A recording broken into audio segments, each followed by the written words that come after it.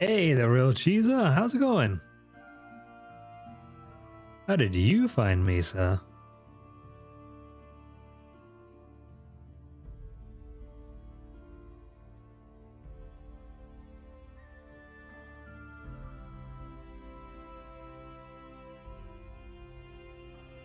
I shouldn't assume, sir or madam.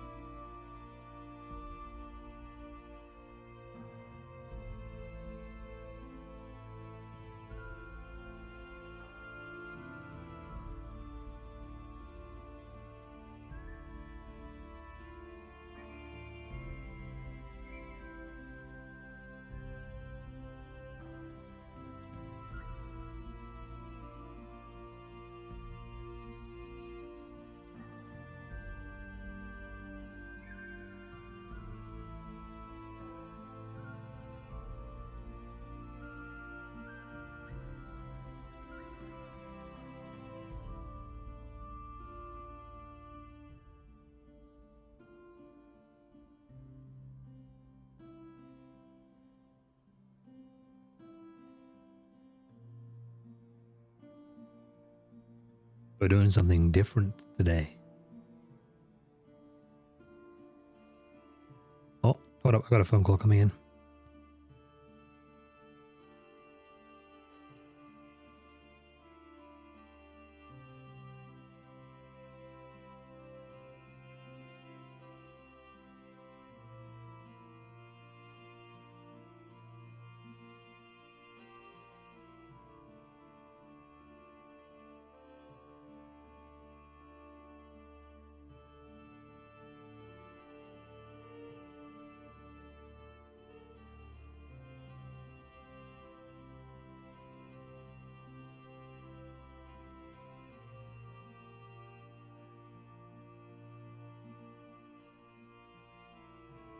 Sorry about that.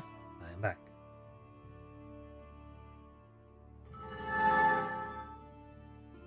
Behold, my library.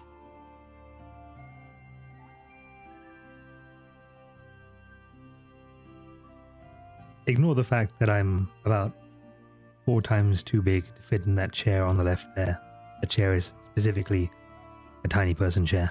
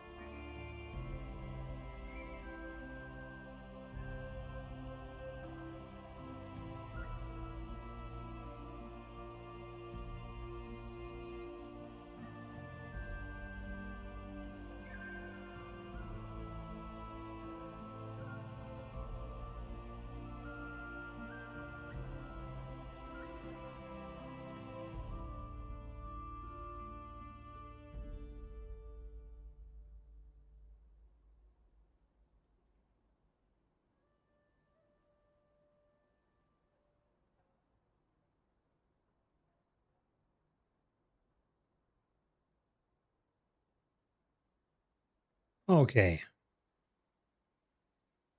Let's start reading, shall we?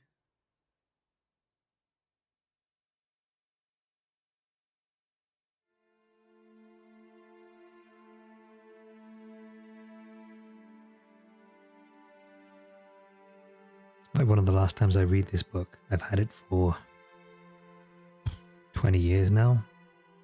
And it's Anarok. Thank you so much for the follow. Welcome in. And yeah, it's starting to fall apart. The spine's breaking. I can literally see between a large hole in the cover and the spine. Pages starting to fall out. So let's start with the foreword to the revised edition. We also have ads coming up in about 5 minutes here. Let me turn my music down a bit as well.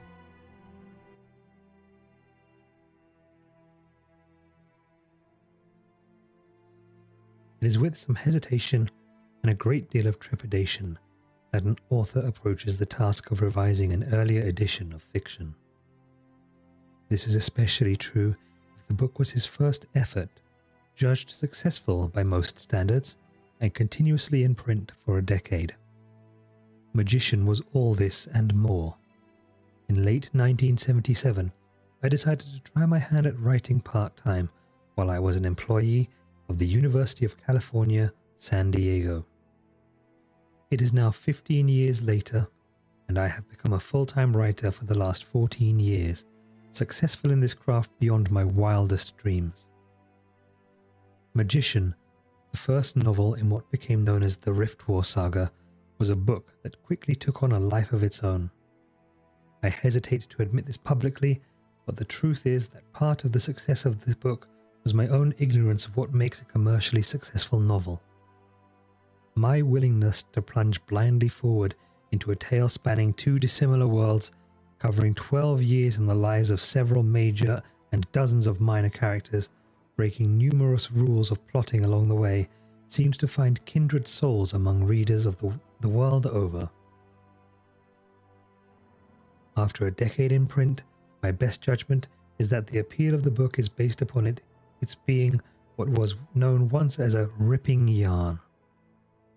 I had little ambition beyond spinning a good story, one that satisfied my sense of wonder, adventure, and whimsy.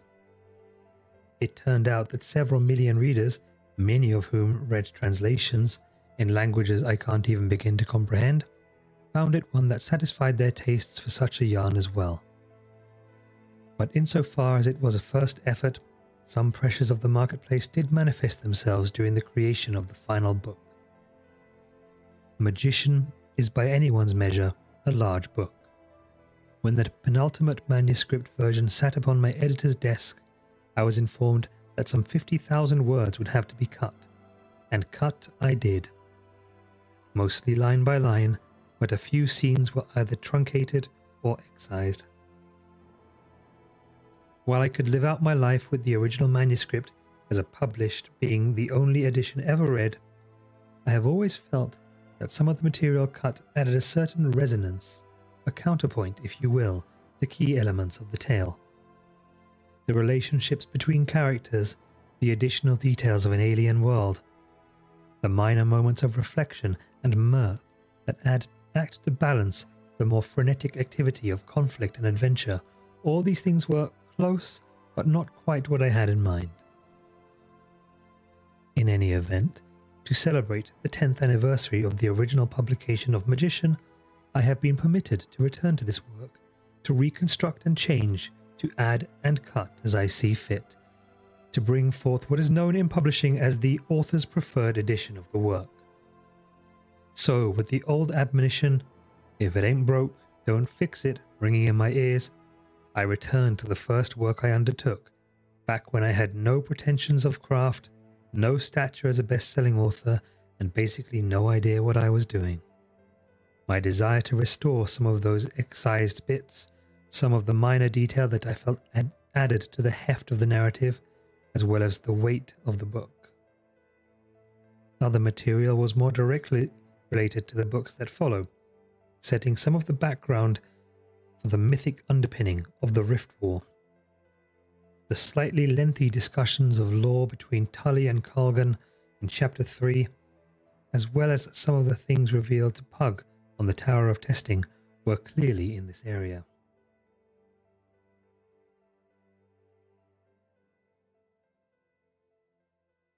My editor wasn't sold on the idea of a sequel, then, so some of this was cut. Returning to it may be self-indulgent, but as this was material I felt belonged in the original book, it has been restored. We're going to pause there. Actually, we have ads starting in about 10 seconds.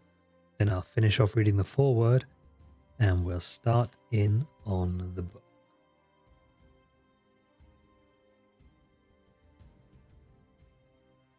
Perfect timing, makers. How's it going?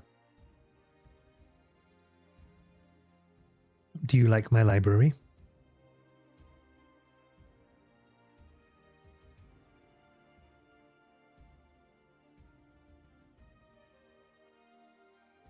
Please ignore the fact that I'm 4 times too large to fit inside the chair on the left.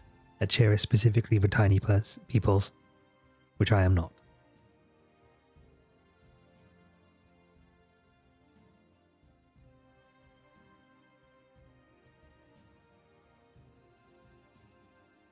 Most of the furniture in this library is for tiny people.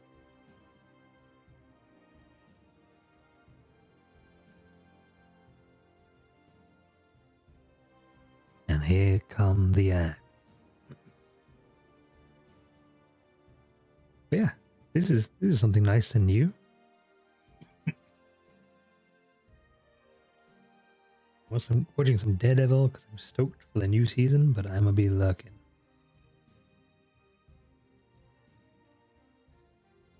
Okay, you're gonna have to watch the VOD if you want to catch the story, though, because I am literally reading from a novel that is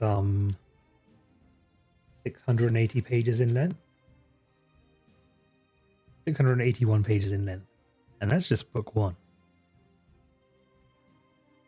We in this for the long run, babies.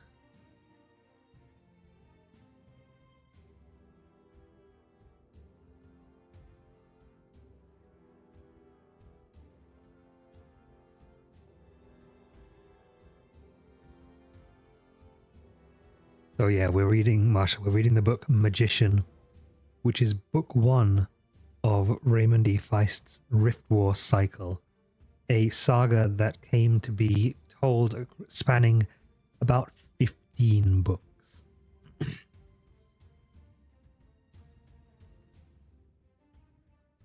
The last few in the series, I actually haven't read myself.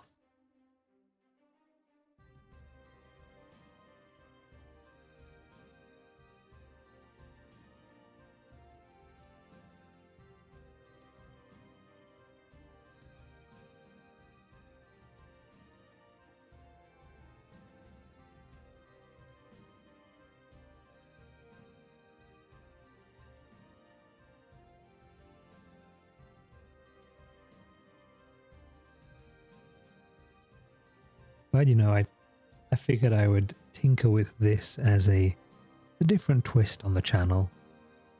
Something new, something extremely cozy that people can just bunker down to, get comfy in bed and just listen, drift off to sleep if they want to. There'll probably be less interaction with chat, or I'll be taking like structured breaks to interact with chat, just so I don't diminish the overall storytelling.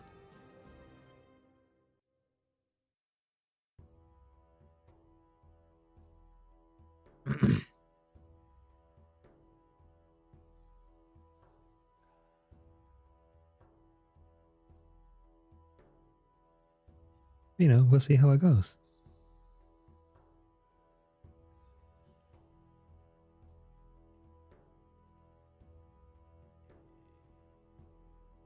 And I have a nice little can of beer here to keep the throat hydrated.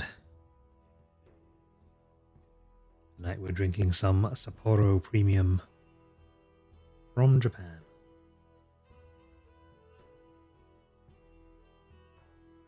Welcome back from ads, everyone. To resume the writer's forward. To those readers who have already discovered Magician, who wonder if it's in their interest to purchase this edition, I would like to reassure them that nothing profound has been changed. No characters previously dead are now alive, no battles lost are now won, and 2 boys still find the same destiny. I ask you to feel no compulsion to read this new volume, for your memory of the original work is as valid, perhaps more so than mine. But if you wish to return to the world of Pug and Thomas to rediscover old friends and forgotten adventure, then consider this edition your opportunity to see a bit more than last time. And to the new reader, welcome. I trust you'll find this work to your satisfaction.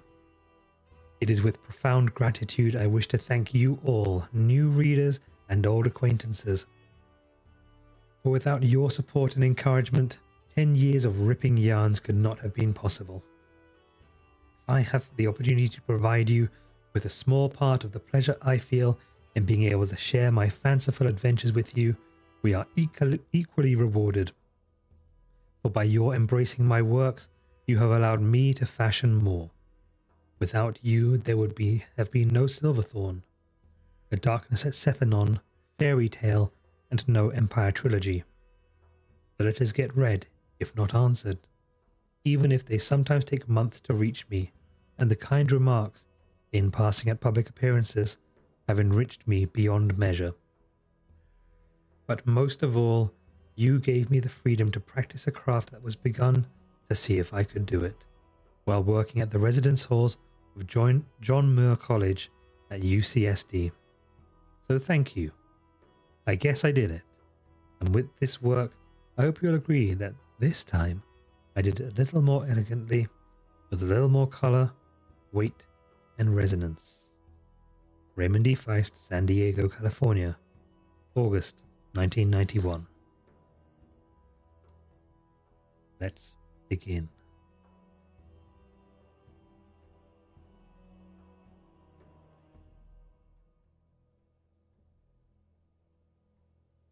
Book 1.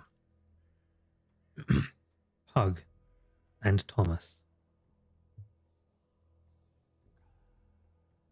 Boy's will is the wind's will, and the thoughts of youth are long, long thoughts. By Longfellow, from My Lost Youth. Chapter 1. Storm.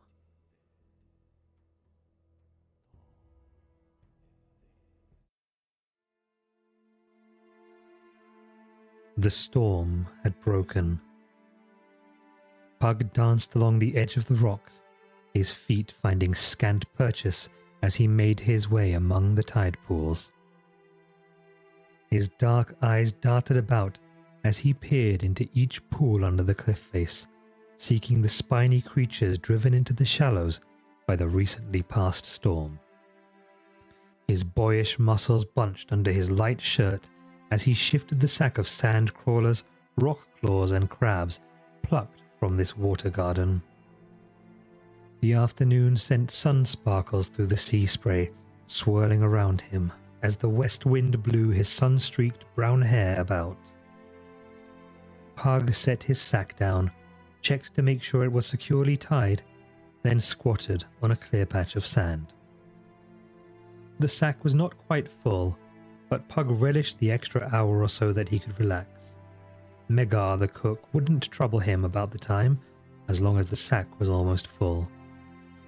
Resting with his back against a large rock, Pug was soon dozing in the sun's warmth.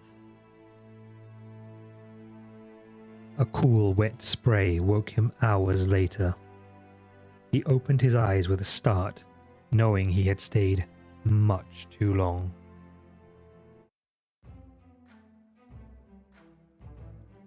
I need a slightly different track for this.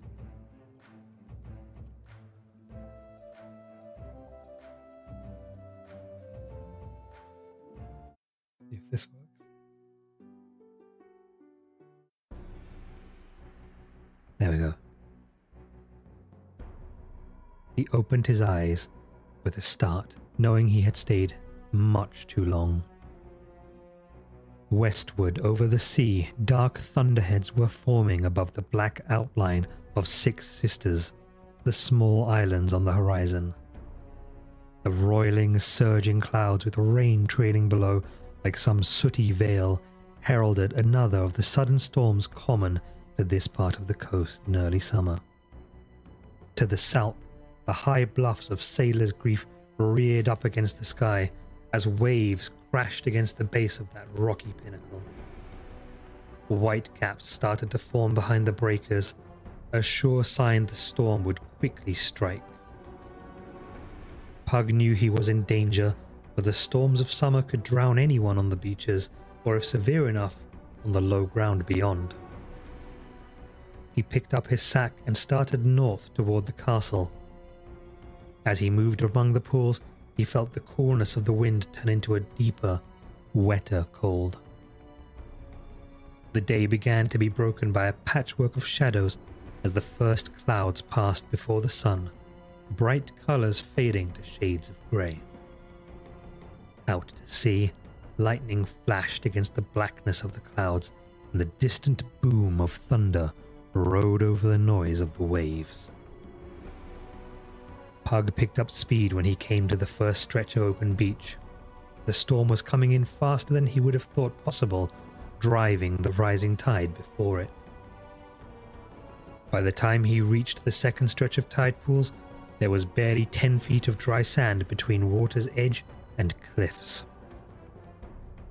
Pug hurried as fast as was safe across the rocks, twice nearly catching his foot. As he reached the next expanse of sand, he mistimed his jump from the last rock and landed poorly. He fell to the sand, grasping his ankle. As if waiting for the mishap, the tide surged forward, covering him for a moment. He reached out blindly and felt his sack carried away. Frantically grabbing at it, Pug lunged forward, only to have his ankle fail. He went under, gulping water. He raised his head, sputtering and coughing. He started to stand when a second wave, larger than the first, hit him in the chest, knocking him backward. Pug had grown up playing in the waves and was an experienced swimmer, but the pain of his ankle and the battering of the waves were bringing him to the edge of panic. He fought it off and came up for air as the wave receded. He half swam, half scrambled towards the cliff face, knowing the water would only be inches deep there. Pug reached the cliffs and leaned against them, keeping as much weight off the injured ankle as possible. He inched along the rock wall while each wave brought the water higher. When Pug finally reached a place where he could make his way upward, water was swirling at his waist. He had to use all his strength to pull himself up to the path. He lay panting a moment, then started to crawl up the pathway, unwilling to trust his bulky ankle on this rocky footing. The first drops of rain began to fall as he scrambled along, bruising knees and shins on the rocks, until he reached the grassy top of the bluffs. Pug fell forward, exhausted, panting from the exertion of the climb. The scattered drops drew into a light but steady rain. When he had caught his breath, Pug sat up and examined the swollen ankle. It was tender to the touch, but he was reassured when he could move it. It was not broken. He would have to limp the entire way back, but with the threat of drowning on the beach behind him, he felt relatively buoyant. Pug would be a drenched, chilled wretch when he reached the town. He would have to find lodging there, for the gates of the castle would be closed for the night, and with his tender ankle, he would not attempt to climb the wall behind the stables. Besides, should he wait and slip into the keep the next day, only Megar would have words for him. But if he was caught coming over the wall, Swordmaster Fanon or Horsemaster Aljan would surely have a lot worse in store for him than words. While he rested, the rain took on an insistent quality, and the sky darkened as the late afternoon sun was completely engulfed in storm clouds. His momentary relief was replaced with anger at himself for losing track of the sand crawlers. His displeasure doubled when he considered his folly at falling asleep. Had he remained awake, he would have made the return trip unhurriedly, would not have sprained his ankle, and would have had time to explore the stream bed above the bluffs for the smooth stones he prized so dearly for slinging. Now there would be no stones, and it would be at least another week before he could return, if Megar didn't send another boy instead, which was likely now that he was returning empty-handed. Pug's attention shifted to the discomfort of sitting in the rain, and he decided it was time to move on. He stood and tested his ankle. It protested such treatment, but he could get along on it. He limped over the grass to where he had left his belongings and picked up his rucksack, staff, and sling. He swore an oath he had heard soldiers at the keep use when he found his rucksack ripped apart and his bread and cheese missing. Raccoons or possibly sand lizards, he thought. He tossed the now useless sack aside and wondered at his misfortune. Taking a deep breath, he leaned on his staff as he started across the low rolling hills that divided the bluffs from the road. Stands of small trees were scattered over the landscape, and Pug regretted there wasn't more substantial shelter nearby, for there was none upon the bluffs. He would be no wetter for trudging to town than for staying under a tree. The wind picked up, and Pug felt the first cold bite against his wet back. He shivered and hurried his pace as well as he could. The small trees started to bend before the wind, and Pug felt as if a great hand were pushing at his back. Reaching the road, he turned north. He heard the eerie sound of the great forest off to the east, the wind whistling through the branches of the ancient oaks, adding to its already foreboding aspect. The dark glades of the forest were probably no more perilous than the King's Road, but remembered tales of outlaws and other less human malefactors stirred the hairs on the boy's neck. Cutting across the King's Road, Pug gained a little shelter in the gully that ran alongside it. The wind intensified and rain stung his eyes, bringing tears to already wet cheeks. A gust caught him, and he stumbled off balance for a moment. Water was gathering in the roadside gully, and he had to step carefully to keep from losing his footing in unexpectedly deep puddles. For nearly an hour he made his way through the ever-growing storm. The road turned northwest, bringing him almost full face into the howling wind. Pug leaned into the wind, his shirt whipping out behind him. He swallowed hard to force down the choking panic rising within him. He knew he was in danger now, for the storm was gaining in fury far beyond normal for this time of year. Great ragged bolts of lightning lit the dark landscape, briefly outlining the trees and road in harsh, brilliant white and opaque black. The dazzling afterimages, black and white reversed, stayed with him for a moment each time, confusing his senses. Enormous thunder peals sounding overhead felt like physical blows. Now his fear of the storm outweighed his fear of the imagined brigands and goblins. He decided to walk among the trees near the road. The wind would be lessened somewhat by the boles of the oaks. As Pug closed upon the forest, a crashing sound brought him to a halt. In the gloom of the storm, he could barely make out the form of a black forest boar as it burst out of the undergrowth. The pig tumbled from the brush, lost its footing, and then scrambled to its feet a few yards away. Pug could see it clearly as it stood there regarding him, swinging its head from side to side. Two large tusks seemed to glow in the dim light as they dripped rainwater. Fear made its eyes wide, and it pawed at the ground. The forest pigs were bad-tempered at best, but normally avoided humans. This one was panic-stricken by the storm, and Pug knew if it charged he could be badly gored, even killed. Standing stock still, Pug made ready to swing his staff, but hoped the pig would return to the woods. The boar's head raised, testing the boy's smell on the wind. Its pink eyes seemed to glow as it trembled with indecision.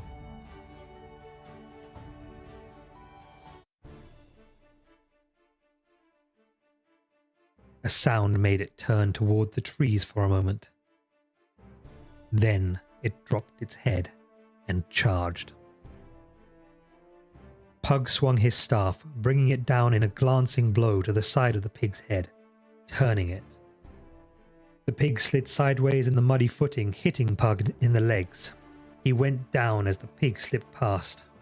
Lying on the ground, Pug saw the boar skitter about as it turned to charge again. Suddenly the pig was upon him, and Pug had no time to stand. He thrust the staff before him in a vain attempt to turn the animal again. The boar dodged the staff and Pug tried to roll away, but a weight fell across his body.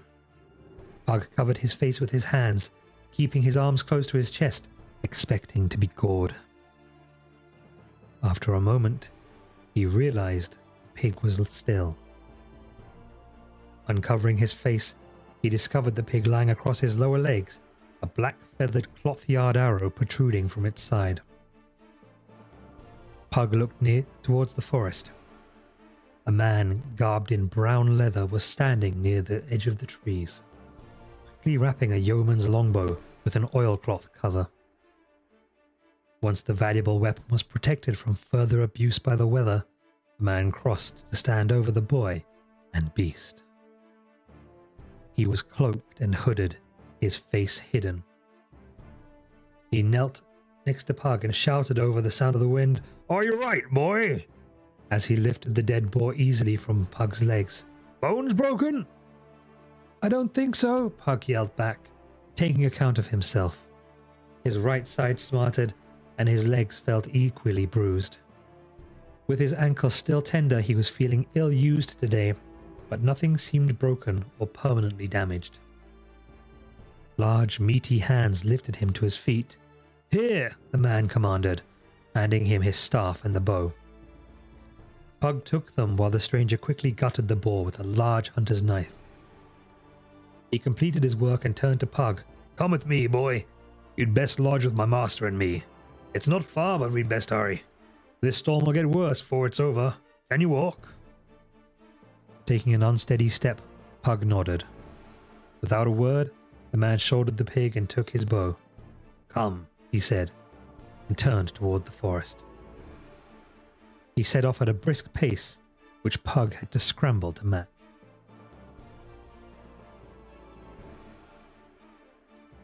The forest cut the fury of the storm so little that conversation was impossible. A lightning's flash lit the scene for a moment, and Pug caught a glimpse of the man's face. Pug tried to remember if he had seen the stranger before. He had the look of the common to the hunters and foresters that lived in the forest of Creedy. Large-shouldered, tall, and solidly built. He had dark hair and beard, and the raw, weather-beaten appearance of one who spends most of his time outdoors. For a few fanciful moments, the boy wondered if he might be some member of an outlaw band hiding in the heart of the forest. He gave up the notion, for no outlaw would trouble himself with an obviously penniless keep boy. Remembering the man had mentioned having a master, Pug suspected he was a franklin, one who lived on the estate of a landholder. He would be in the holder's service, but not bound to him as a bondsman. The franklins were freeborn, giving a share of crop or herd in exchange for use of land. He must be freeborn. No bondsman would be allowed to carry a longbow, for they were much too valuable and dangerous. Still, Pug couldn't remember any land holdings in the forest. It was a mystery to the boy. The toll of the day's abuses was quickly driving away any curiosity.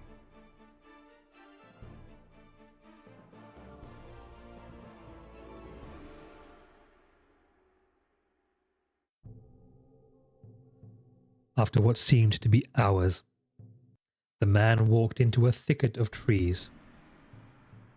Pug nearly lost him in the darkness, for the sun had set some time ago, taking with it what faint light the storm had allowed.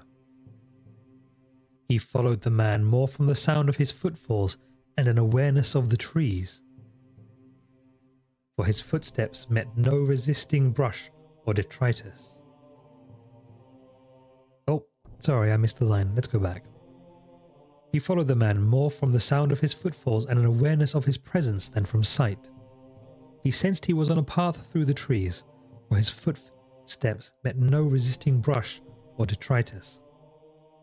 From where they had been moments before, the path would be difficult to find in the daylight, impossible at night, unless it was already known. Soon they entered a clearing, in the midst of which sat a small stone cottage. Light shone through a single window, and smoke rose from the chimney. They crossed the clearing, and Pug wondered at the storm's relative mildness in this one spot in the forest.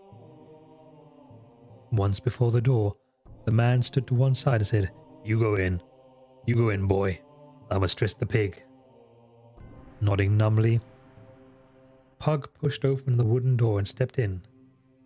"Close that door, boy. You'll give me a chill and cause me my death." Pug jumped to obey, slamming the door harder than he had intended. He turned, taking in the scene before him. The interior of the cottage was a small, single room. Against one wall was the fireplace, with a good-sized hearth before it. A bright, cheery fire burned, casting a warm glow. Next to the fireplace a table sat, behind which a heavy-set, yellow-robed figure rested on a bench. His grey hair and beard nearly covered his entire head, except for a pair of vivid blue eyes that twinkled in the firelight. A long pipe emerged from the beard, producing heroic clouds of pale smoke. Pug knew the man. "Master Culgan," he began, for the man was the Duke's magician and advisor, a familiar face around the castle keep. Culgan levelled a gaze at Pug and then said in a deep voice, given to rich, rolling sounds and powerful tones, "So, you know me then?" "Yes, sir, from the castle. What is your name, boy from the keep?" "Pug, Master Culgan." "Now I remember you." The magician absently waved his hand. "Do not call me Master, Pug, though I am rightly called a master of my arts," he said, with a merry crinkling around his eyes. "I am higher born than you, it is true, but not by much. Come, there is a blanket hanging by the fire, and you are drenched. Hang your clothes to dry, then sit there." He pointed to a bench opposite him. Pug did as he was bid, keeping an eye on the magician the entire time. He was a member of the Duke's court, but still a magician, an object of suspicion, generally held in low esteem by the common folk. If a farmer had a cow carve a monster, or blight strike the crops, villagers were apt to ascribe it to the work of some magician lurking in nearby shadows. In times not too far past, they would have stoned Culgan from Creedy like as not. His position with the Duke earned him the tolerance of the townsfolk now. But old fears died slowly. After his garments were hung, Pug sat down. He started when he saw a pair of red eyes regarding him from just beyond the magician's table. A scaled head rose up above the tabletop and studied the boy. Culgan laughed at the boy's discomfort. "Come, boy. Fantas will not eat you." He dropped his hand to the head of the creature, who sat next to him on the bench, and rubbed above its eye ridges. It closed its eyes and gave forth a soft crooning sound, not unlike the purring of a cat. Pug shut his mouth, which had popped open with surprise, and then asked, "Is he truly a dragon, sir?" The magician laughed, a rich, good-natured sound. "Betimes he thinks he is, boy. Fantas is a fire drake, cousin to the dragon, though of smaller stature." The creature opened one eye and fastened it on the magician. "But of equal heart," Culgan quickly added, and the drake closed his eye again. Culgan spoke softly in conspiratorial tones. "He is very clever, so mind what you say to him. He is a creature of finely fashioned sensibilities. Pug nodded that he would. Can he breathe fire? He asked, eyes wide with wonder. To any boy of 13, even a cousin to a dragon was worthy of awe. When the mood suits him, he can belch out a flame or two, though he seems rarely in the mood. I think it due to the rich diet I supply him with, boy. He has not had to hunt for years, so he is something out of practice in the ways of drakes. In truth, I spoil him shamelessly. Pug found the notion somehow reassuring. If the magician cared enough to spoil this creature, no matter how outlandish, then he seemed somehow more human, less mysterious. Pug studied Fantas, admiring how the fire brought golden highlights to his emerald scales. About the size of a small hound, the drake possessed a long, sinuous neck, atop which rested an alligator-like head. His wings were folded across his back, and 2 clawed feet extended before him, aimlessly pawing the air while Colgan scratched behind bony eye ridges. His long tail swung back and forth, inches above the floor. The door opened, and the big bowman entered, holding a dressed and spitted loin of pork before him. Without a word, he crossed to the fireplace and set the meat to cook. Fantas raised his head, using his long neck to good advantage to peek over the table. With a flick of his forked tongue, the drake jumped down and in stately fashion ambled over to the hearth. He selected a warm spot before the fire and curled up to doze away the wait before dinner.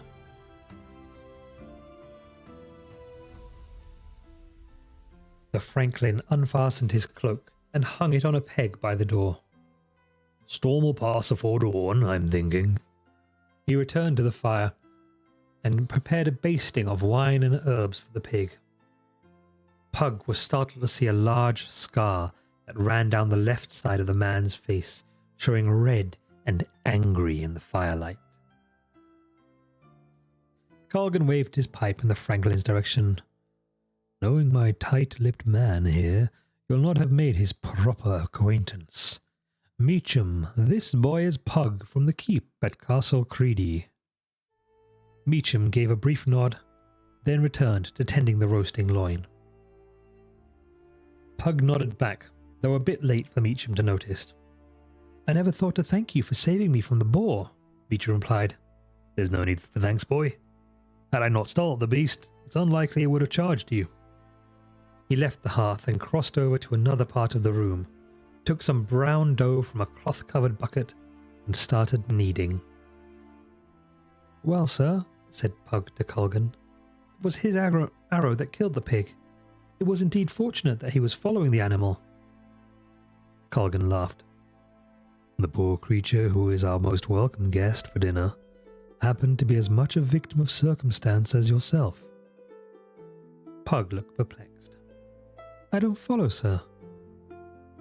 Colgan stood and took down an object from the topmost shelf of his bookshelf and placed it on the table before the boy. It was wrapped in a cover of dark blue velvet, so Pug knew at once it must be a prize of great value for such an expensive material to be used for covering.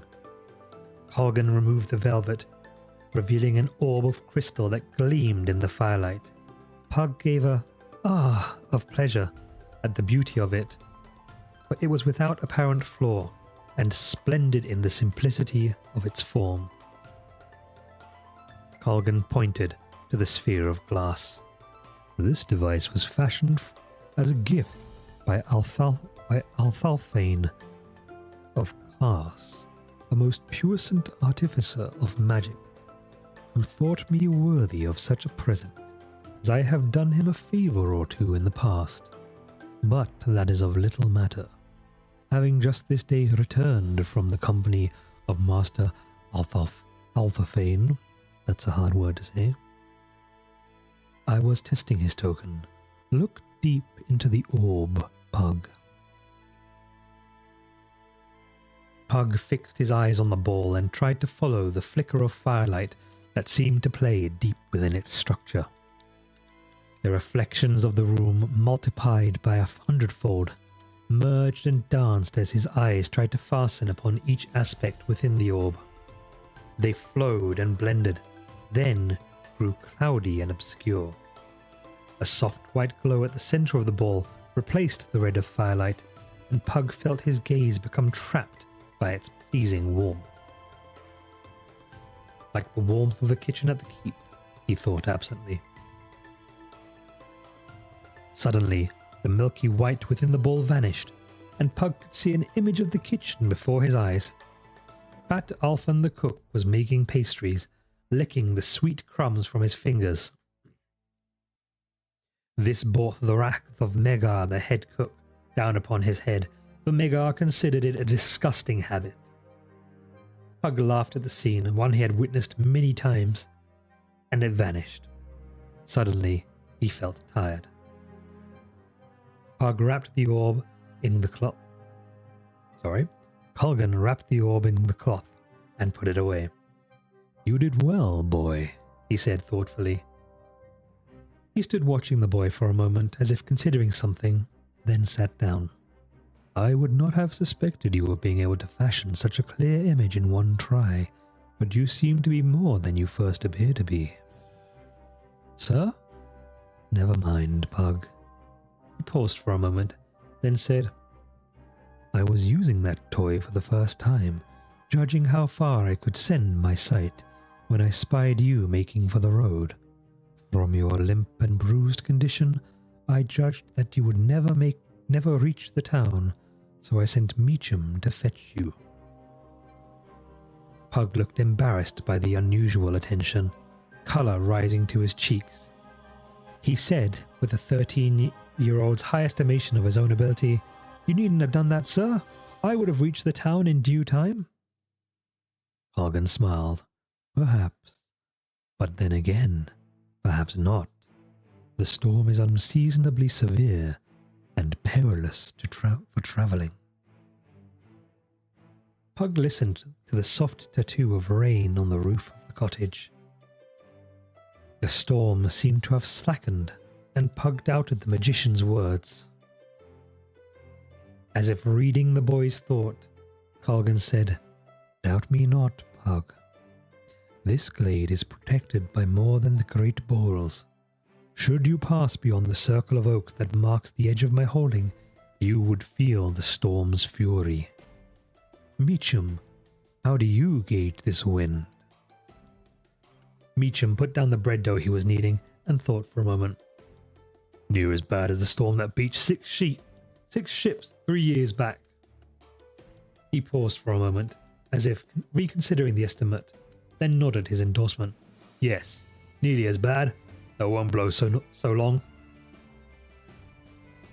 Pug thought back 3 years to the storm that had blown a Quegan land trading fleet bound for Creedy onto the rocks of Sailor's Grief.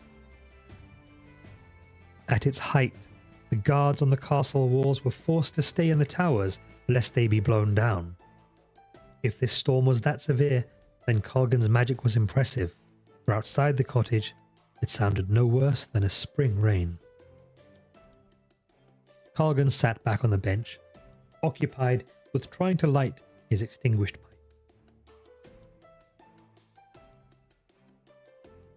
As he produced a large cloud of sweet white smoke, Pug's attention wandered to a case of books standing behind the magician. His lips moved silently as he tried to discern what was written on the bindings, but he could not. Colgan lifted an eyebrow and said, "So, you can read, eh?" Pug started, alarmed that he might have offended the magician by intruding on his domain. Colgan, sensing his embarrassment, said, "It's all right, boy. It is no crime to know letters." Pug felt his discomfort diminish. "I can read a little, sir.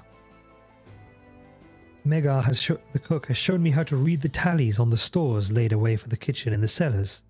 I know some numbers as well." "Numbers, too?" the magician exclaimed good-naturedly. Well, you are something of a rare bird. He reached behind himself and pulled out one volume, bound in red-brown leather, from the shelf. He opened it, squinting at one page, then another, and at last found a page that seemed to meet his requirements. He turned the open book around and lay it upon the table before Pug. Colgan pointed to a page illuminated by a magnificent design of snakes, flowers, and twining vines in a colourful design around a large letter in the upper left corner. Read this, boy. Pug had never seen anything remotely like it. His lessons had been on plain parchment with letters fashioned in Megar's blunt script using a charcoal stick. He sat, fascinated by the details of the work, then realized the magician was staring at him. Regaining his wits, he began to read. And there came a summons from... He looked at the word, stumbling over the complex combinations that were new to him. Zakara. He paused, looking at Colgan to see if he was correct. The magician nodded for him to continue. For the north was to be forgotten, lest the heart of the empire languish and all be lost. And though of Bossania from birth, those soldiers were still loyal to Great Kesh in their service. So for her great need, they took up their arms and put on their armour and quit Bossania, taking ship to the south to save all from destruction. Colgan said, "That's enough," and gently closed the cover of the book. "You are well gifted with letters for a keep, boy." "This book, sir, what is it?" asked Pug. As Colgan took it from him, "I have never seen anything like it." Isenlin. Colgan looked at Pug for a moment, with a gaze that made him uncomfortable again, and then smiled, breaking the tension. As he put the book back, he said, "It is a history of this land, boy. It was given as a gift by the abbot of an Eshapian monastery. It is a translation of a Keshian text over 100 years old." Pug nodded and said, "It all sounded very strange. What does it tell of?"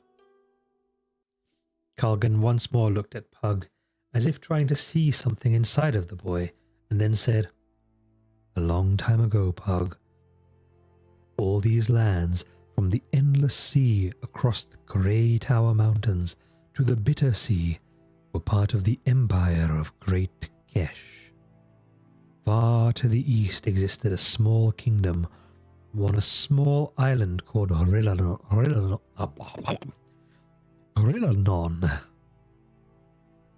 It grew to engulf its neighbouring island kingdoms, and it became the kingdom of the Isles.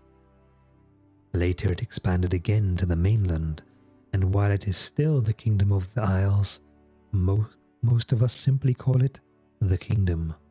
We who live in Cridi are part of the kingdom, though we live as far from the capital city of Horilanon as one can still be within its boundaries. Once, many long years ago, the empire of Great Kesh abandoned these lands, for it was engaged in a long and bloody conflict with its neighbours to the south, the Keshian Confederacy. Pug was caught up in the grandeur of lost empires, but hungry enough to notice Meacham was putting several small loaves of dark bread in the hearth oven. He turned his attention back to the magician. "Who were the Keshian The Keshian Confederacy," Colgan finished for the boy. "It is a group of small nations who had existed as tributaries to Great Kesh for centuries. A dozen years before that book was written, they united against their oppressor. Each alone was insufficient to contest with Great Kesh, but united they proved its match. too close a match, for the war dragged on year after year. The empire was forced to strip its northern provinces of their legions and send them south, leaving the north open to the advances of the new, younger kingdom.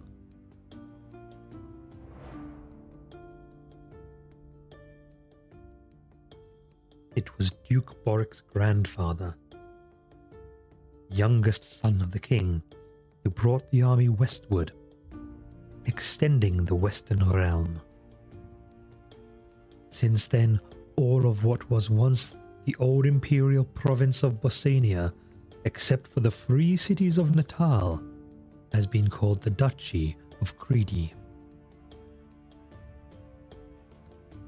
Pug thought for a moment, then said, "I think I would like to travel to this great Kesh someday."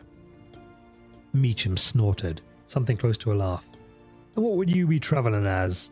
A freebooter?" Pug felt his face flush. Freebooters were landless men, mercenaries who fought for pay and who were regarded as being only one cut above outlaws. Colgan said, "Perhaps you might someday, Pug. The way is long and full of peril, but it is not unheard of for a brave and hearty soul to survive the journey. Stranger things have been known to happen." The talk at the table turned to more common topics, for the magician had been at the southern keep at Kars for over a month and wanted the gossip of Credi. When the bread was done baking, Meacham served it hot, carved the pork loin, and brought out plates of cheese and greens.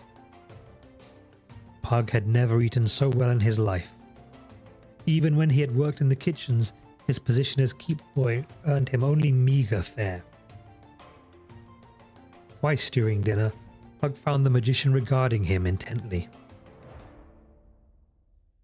When the meal was over, Meacham cleared the table, then began washing the dishes with clean sand and fresh water, while Colgan and Pug sat talking. A single scrap of meat remained on the table, which Colgan tossed over to Fantas, who lay before the fire. The Drake opened one eye to regard the morsel. He pondered the choice between his comfortable resting place and the juicy scrap for a moment, then moved the necessary 6 inches to gulp down that prize, and closed his eye again.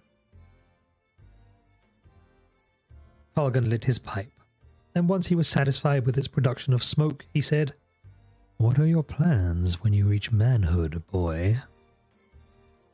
Pug was fighting off sleep, but Colgan's question brought him alert again. The time of choosing when the boys of the town and keep were taken into apprenticeship was close, and Pug became excited as he said, "This midsummer's day, I hope to take the Duke's service under Swordmaster Fannon." Colgan regarded his slight guest. "I would have thought you still a year or two away from apprenticeship, Pug." Meacham gave out a sound, somewhere between a laugh and a grunt. "Bit small to be lugging around a sword and shield, aren't you, boy?" Pug flushed. He was the smallest boy of his age in the castle. "Megar the cook said I may be late coming to my growth," he said, with a faint note of defiance. "No one knows who my parents were, so they have no notion of what to expect." "Orphan, is it?" asked Meacham. "Orphan, is it?" asked Meacham, raising one eyebrow, his most expressive gesture yet. Pug nodded. "I was left with the priests of Dala in the mountain abbey by a woman who claimed she found me in the road. They brought me to the keep, but they had no way to care for me." "Yes," injected Colgan. "I remember when those who worshipped the shield of the weak first brought you to the castle. You were no more than a baby fresh from the teat. It is only through the Duke's kindness that you are a freeman today. He felt it a lesser evil to free a bondsman's son than to bond a freeman's. Without proof, it was his right to have you declared bondsman." Meacham said in a non-committal tone, "A good man, the Duke." Pug had heard the story of his origin 100 times before, from Magyar in the kitchen of the castle. He felt completely wrung out, could barely keep his eyes open. Pug noticed and signaled Meacham. The tall Franklin took some blankets from a shelf and prepared a sleeping pallet. By the time he was finished, Pug had fallen asleep with his head on the table. The large man's hands lifted him gently from the stool and placed him on the blankets, and then covered him. Fantus opened his eyes and regarded the sleeping boy. With a wolfish yawn, he scrambled over next to Pug and snuggled in close. Pug shifted his weight in his sleep and draped one arm over the drake's neck. The fire drake gave an approving rumble deep in his throat and closed his eyes again. And thus ends Chapter 1. Chat, how are you feeling about the book so far? Are we liking the story? Do we want to continue with this? I know we're only a chapter deep, but it's a good idea to get a temperature check.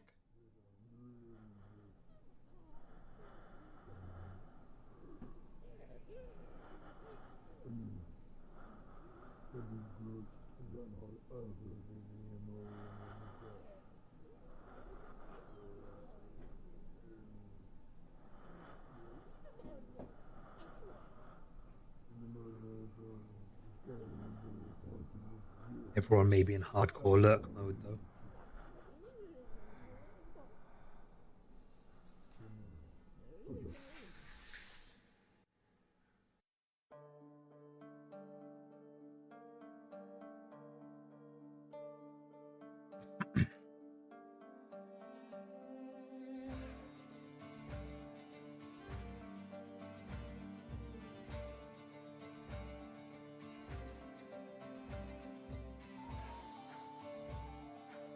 Given that we're covering about a chapter an hour, we should have about 40 hours in this book alone.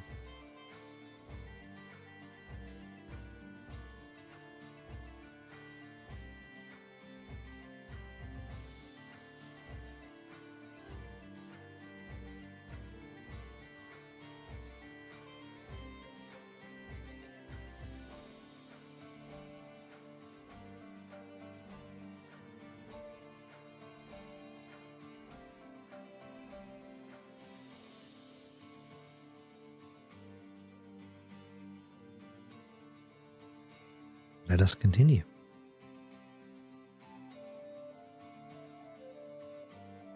Chapter 2. Apprentice. The forest was quiet.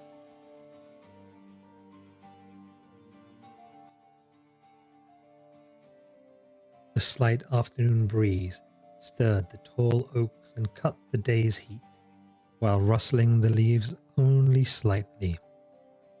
Birds who would raise a raucous chorus at sunrise and sundown were mostly quiet at this time of morning.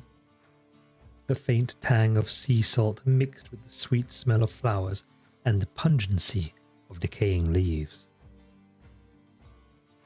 Pug and Thomas walked slowly along the path, with the aimless weaving steps of boys who have no particular place to go and ample time to get there. Pug shied a small rock at an imagined target, then turned to look at his companion. "You don't think your mother was mad, do you?" he asked. Thomas smiled. "No, she understands how things are. She's seen other boys at the day of the choosing, and truthfully, we were more of a hindrance than a help in the kitchen today. Because I've been hydrating with this can of Sapporo Premium beer. That counts, right?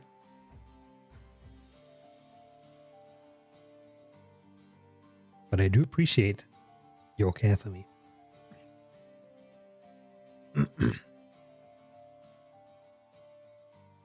Pug nodded. He had spilled a precious pot of honey as he carried it to Alphen, the pastry cook. Then he had dumped an entire tray of fresh bread loaves as he took them from the oven. "I made something of a fool of myself today, Thomas." We have ads coming in 5 minutes. Folks, I will be pausing my read when the ads hit so nobody misses any of the narrative. because it would be kind of a dick move to not do that. Thomas laughed. He was a tall boy with sandy hair and bright blue eyes. With his quick smile, he was well liked in the keep, and in spite of a boyish tendency to find trouble. He was Pug's closest friend, more brother than friend, and for that reason, Pug earned some measure of acceptance from the other boys, for they all regarded Thomas as their unofficial leader. Thomas said, "You were no more the fool than I, and at least you didn't forget to hang the beef sides high." Pug grinned. Anyway, the Duke's hounds are happy." He snickered, then laughed. "She is angry, isn't she?" Thomas laughed along with his friend. "She's mad. Still, the dogs only ate a little before she shooed him off. Besides, she's mostly mad at father. She claims the choosing's only an excuse for all the craftsmasters to sit around smoking pipes, drinking ale, and swapping tales all day. She says they already know who will choose which boy." Pug said, "What the other women say, she's not alone in that opinion." Then he grinned at Thomas. "Probably not wrong either." Thomas lost his smile. She truly doesn't like it when he's not in the kitchen to oversee things. "I think she knows this, which is why she taught us out of the keep for the morning, so she wouldn't take out her temper on us, or at least you," he added with a questioning smile. "I swear you're her favourite." Pug's grin returned and he laughed again. "Well, I do cause less trouble." With a playful punch to the arm, Thomas said, "You mean you get caught less often?" Pug pulled out his sling from within his shirt. "If we come back with a brace of partridge or quail, she might regain some of her good temper." Thomas smiled. "She might," he agreed, taking out his own sling. Both boys were excellent slingers, Thomas being undoubtedly the champion among the boys, edging Pug out only by a little. It was unlikely that either could bring down a bird on the wing, but should they find one at rest, there was a fair chance they might hit it. Besides, it would give them something to do to pass the hours and perhaps for a time forget the choosing. With exaggerated stealth, they crept along, playing the part of hunters. Thomas led the way as they left the footpath, heading for the watering pool they knew lay not too far distant. It was improbable they would spot game this time of day unless they simply blundered across it, but if any were to be found, it would most likely be near the pool. The woods to the northeast of town, the town of Cridey, were less forbidding than the great forest to the south.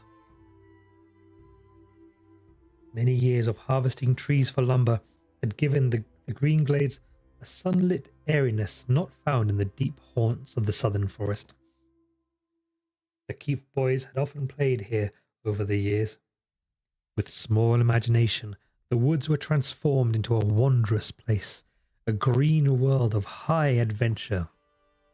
Some of the greatest deeds known had taken place here, daring escapes, dread quests, and mightily contested battles had been witnessed by the silent trees as the boys gave vent to their youthful dreams of coming manhood. Foul creatures, mighty monsters, and base outlaws had all been fought and vanquished, often accompanied by the death of a great hero, with appropriate last words to his mourning companions, all managed with just enough time to return to the keep for supper. Thomas reached a small rise that overlooked the pool, screened off by young beech saplings, pulled aside some brush so they could mount a vigil. He stopped, awed, and softly said, "Pug, look." Standing at the edge of the pool was a stag, head held high as he sought the source of something that disturbed his drinking. He was an old animal, the hair around his muzzle all white, and his head crowned by a magnificent crown of antlers. We're going to pause here for the ads to roll. Maker says, "Ironically, I forgot my own glass downstairs when I went to refill it and check the laundry. Womp womp."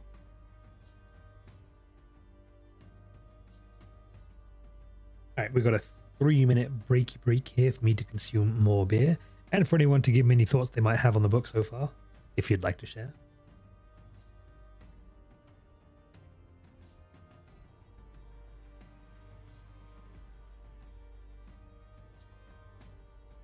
Probably going to take us about, if I do this once a week, it'll probably take us around 10 to 15 weeks if I do like a 4-hour stream of it. We'll see how things go on that front.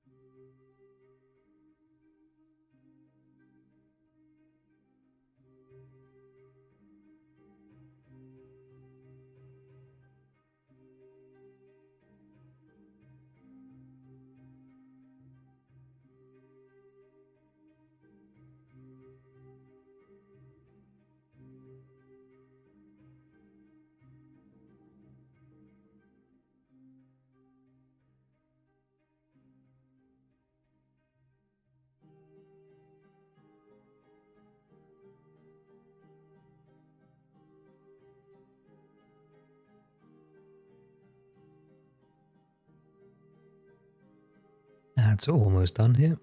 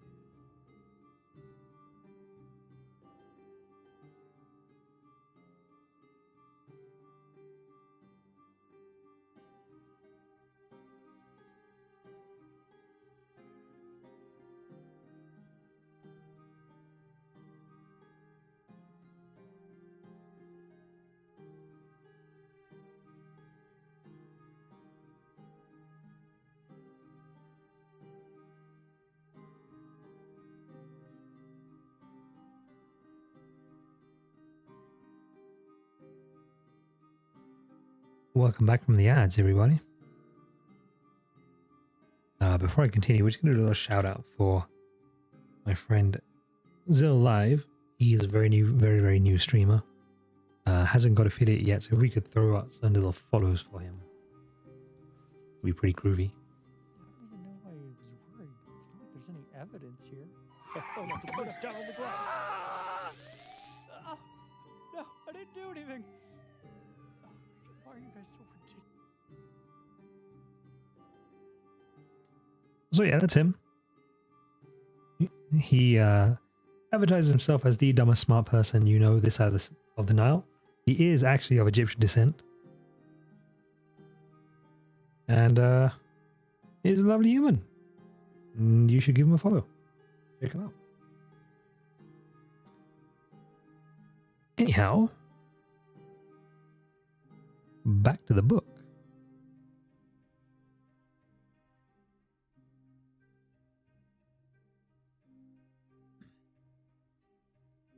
Pug counted quickly. He has 14 points. Thomas nodded in agreement.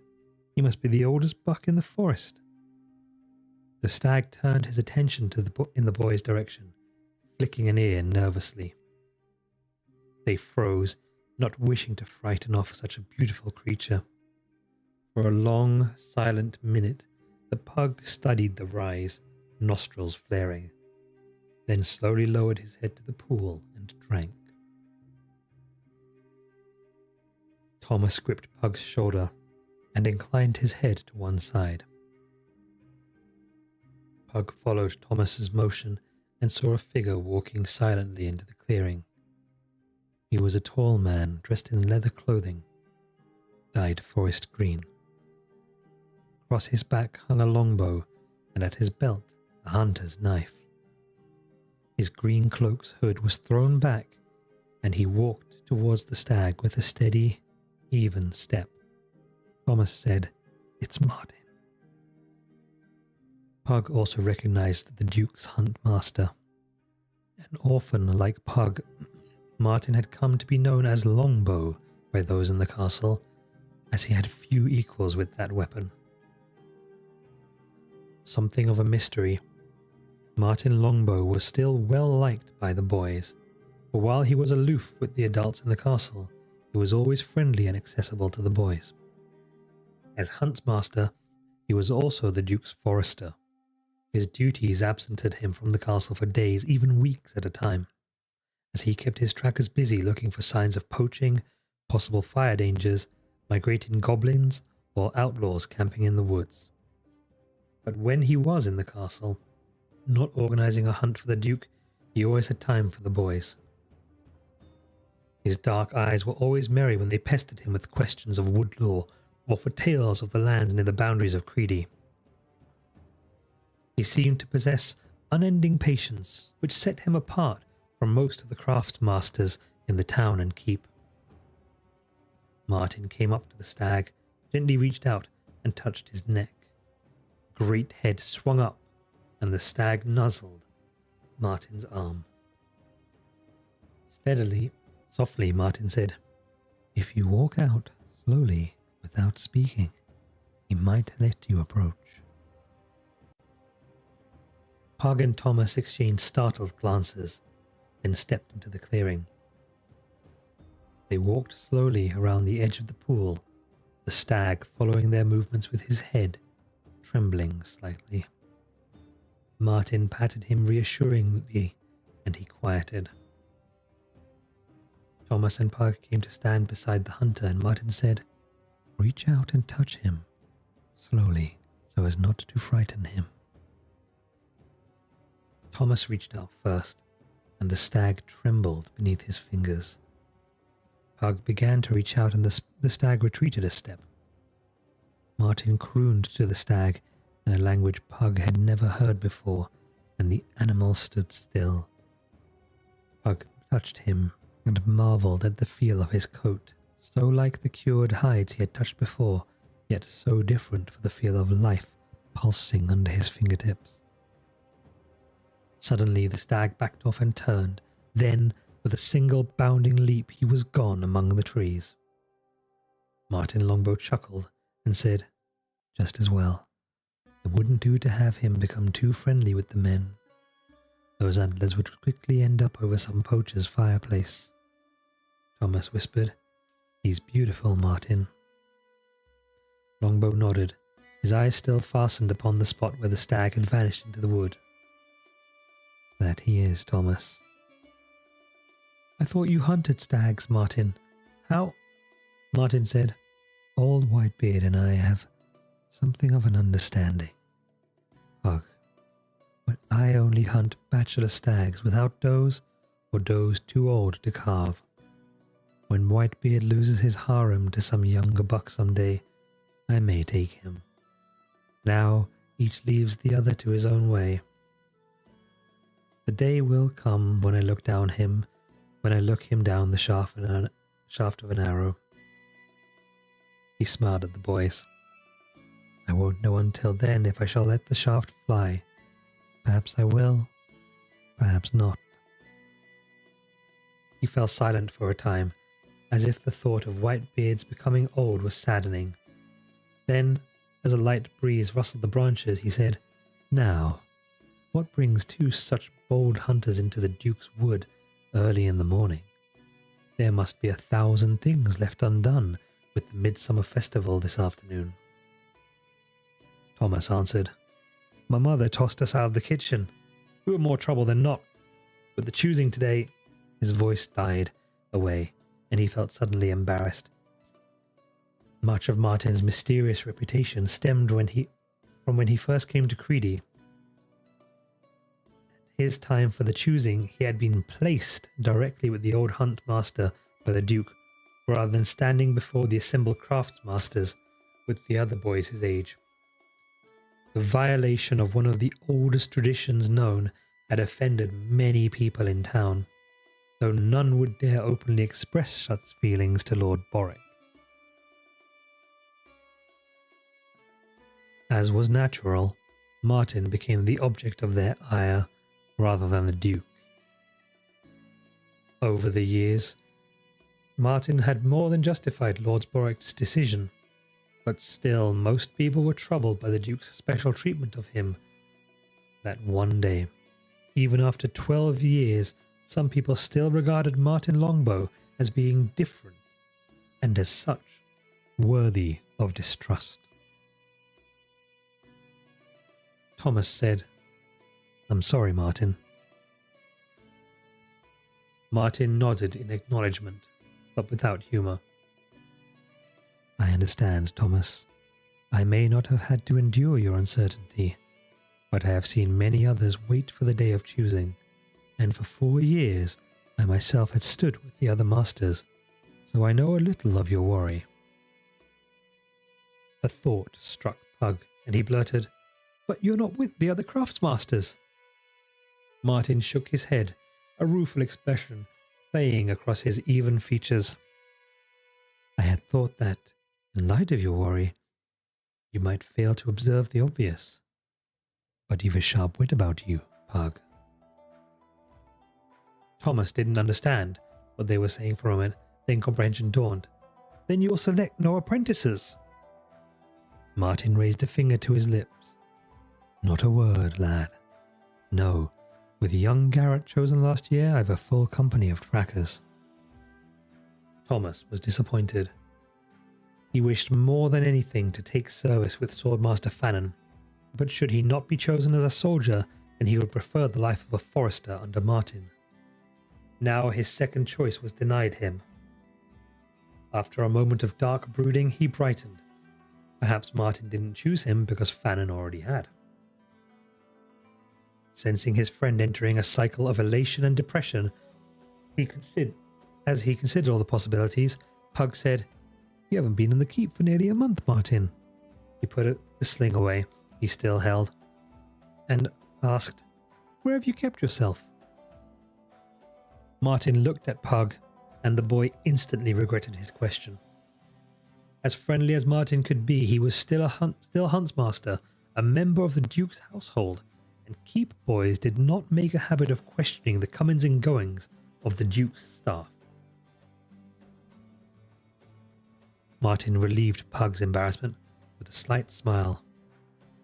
I've been to Elvendar. Queen Algarana.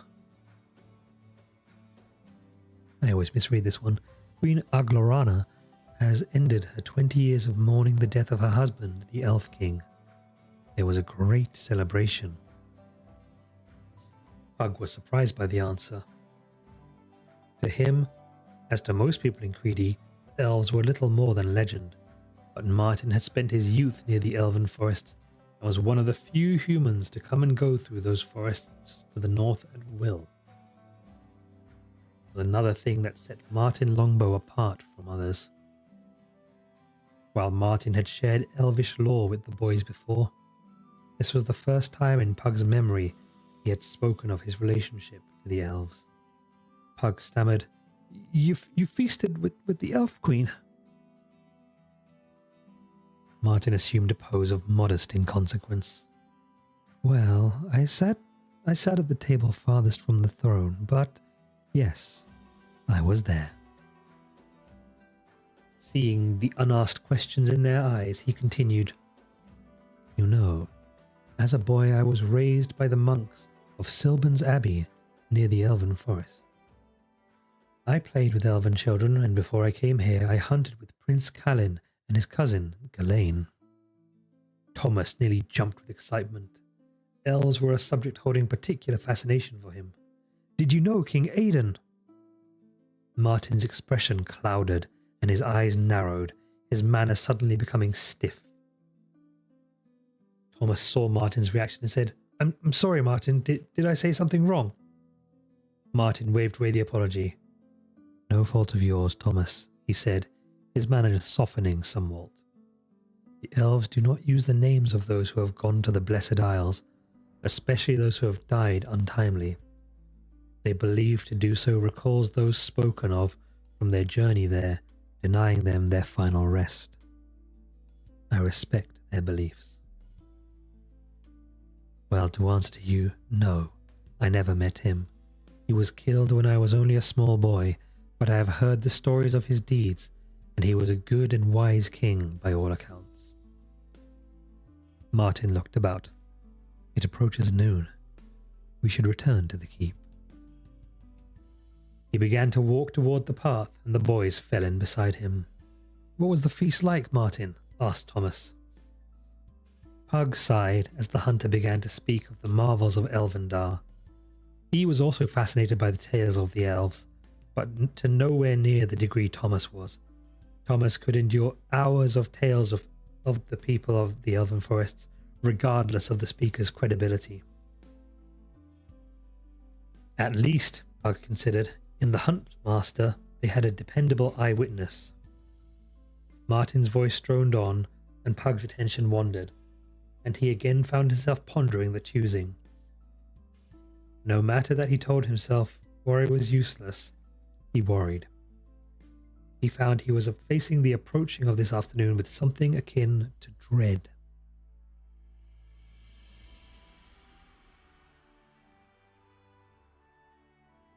The boys stood in the courtyard. It was midsummer, the day that ended one year and marked the beginning of another. Today, everyone in the castle will be counted 1 year older. For the Milling boys, this was significant, for today was the last day of their boyhood. Today was the choosing. Pug tugged at the collar of his new tunic. It wasn't really new, being one of Thomas' old ones, but it was the newest Pug had ever owned. Maggia, Thomas's mother, had taken it in for the smaller boy to ensure he was presentable before the Duke and his court. Maggia and her husband, Megar the cook, were as close to being parents to the orphan as anyone in the keep. They tended his ills, saw that he was fed, and boxed his ears when he deserved it. They also loved him as if he were Thomas's brother. Pug looked around. The other boys all wore their best, for this was one of the most important days of their young lives. Each would stand before the assembled craftsmasters and members of the Duke's staff, and each would be considered for an apprentice's post. It was a ritual, its origins lost in time, for the choices had already been made. The crafters and the Duke's staff had spent many hours discussing each boy's merits with one another and knew which boys they would call. The practice of having boys between 8 and 13 years of age. Stand up here and read.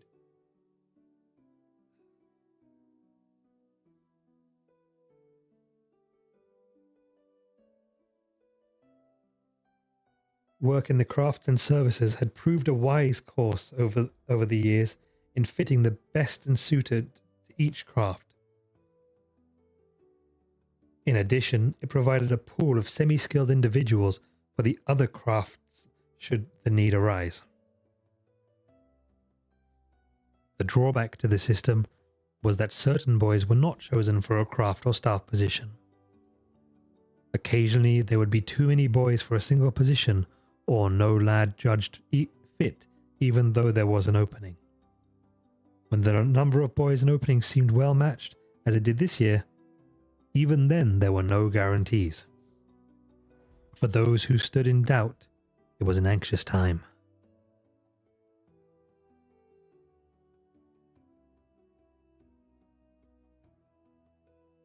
Pug scuffed his bare feet absently in the dust. Unlike Thomas, who seemed to do well at anything he tried, Pug was often guilty of trying too hard and bungling his tasks.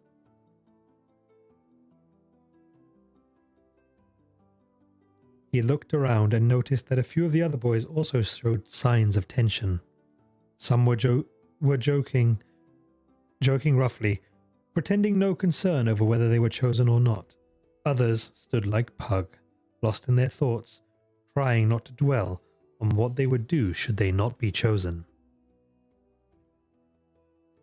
If he was not chosen, Pug, like the others, would be free to leave Creedy to try and find a craft in another town or city.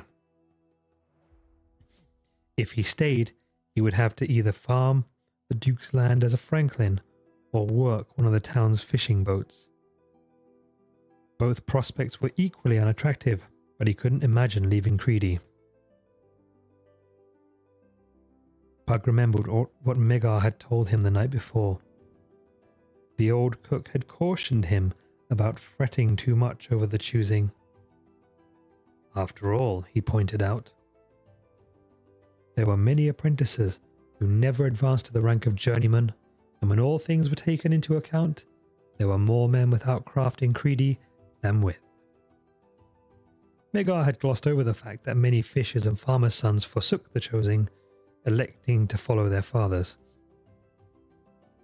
Pug wondered if Megar was so removed from his own choosing that he couldn't remember that the boys who were not chosen would stand before the assembled company of craftsmasters, householders and newly chosen apprentices under their gaze until the last name was called and they were dismissed in shame.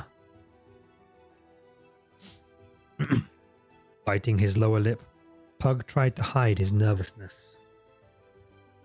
He was not the sort to jump from the heights of sailor's grief should he not be chosen, as some had done in the past, but couldn't bear the idea of facing those who had been chosen. Thomas, who stood next to his shorter friend, threw Pug a smile. He knew Pug was fretting, but could not feel entirely sympathetic as his own excitement mounted. His father had admitted he would be the first called by Swordmaster Fannin. Moreover, the Swordmaster had confided that should Thomas do well in training, he might be found a place in the Duke's personal guard. It would be a signal honour and would improve Thomas's chance for advancement, even earning him an officer's rank after 15 or 20 years in the guard. He poked Pug in the ribs with an elbow. The Duke's herald had come out upon the balcony overlooking the courtyard. The herald signalled to a guard, who opened the small door in the great gate, and the craftmasters entered. They crossed to stand at the foot of the broad stairs of the keep. As was traditional, they stood with their backs to the boys, waiting upon the Duke. The large oaken doors of the keep began to swing out ponderously, and several guards in the Duke's brown and gold darted through to take up their positions on the steps. Upon each tabard was emblazoned the golden gull of Creedy, and above that a small golden crown, marking the Duke as a member of the royal family. The herald cried, "Hearken to me! His Grace Boric Condoin, 3rd Duke of Creedy, Prince of the Kingdom, Lord of Creedy, Cas and Tulan, Warden of the West, Knight General of the King's armies, heir presumptive to the throne of Rillanon. The Duke stood patiently while the list of officers was completed, then stepped forward into the sunlight. Past 50, the Duke of Creedy still moved with the fluid grace and powerful step of a born warrior. Except for the grey at the temples of his dark brown hair, he looked younger than his age by 20 years. He was dressed from neck to boot in black, as he had been for the last 7 years, for he still mourned the loss of his beloved wife, Catherine. At his side hung a black scabbarded sword with a silver hilt, and upon his hand his ducal signet ring, the only ornamentation he permitted himself. That might be ducal. I looked it up. The herald raised his voice. Their Royal Highnesses, the Princes Liam Condoin and Arutha Condoin, heirs to the House of Creedy, Knight Captains of the King's Army of the West, Princes of the Royal House of Rillanon. Both sons stepped forward to stand behind their father. The two young men were 6 and 4 years older than the apprentices, the Duke having wed late.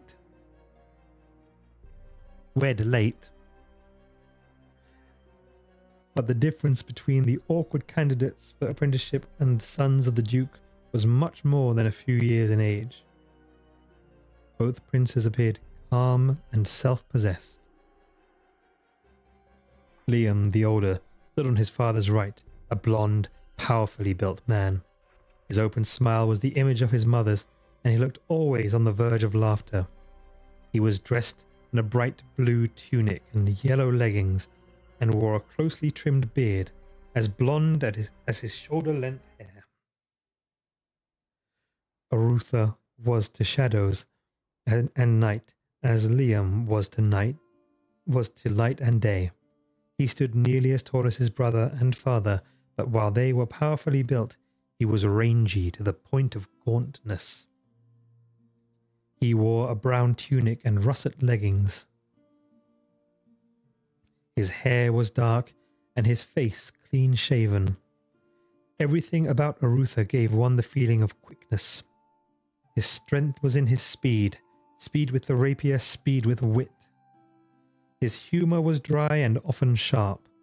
While Liam was openly loved by the Duke's subjects, Arutha was respected and admired for his ability, but not regarded with warmth by the people.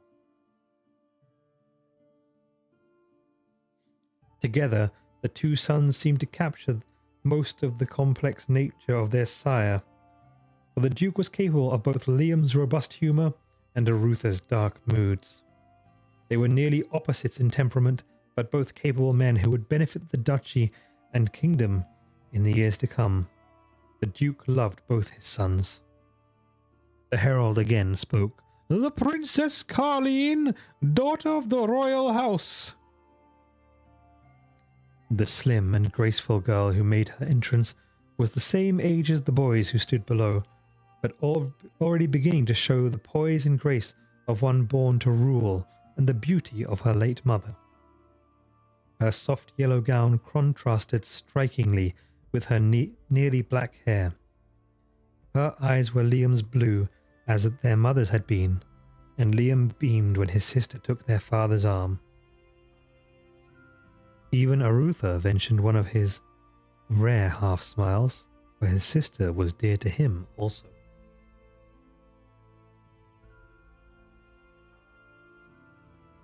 Many boys in the keep harboured a secret love for the princess, a fact she often used to her advantage when there was mischief afoot.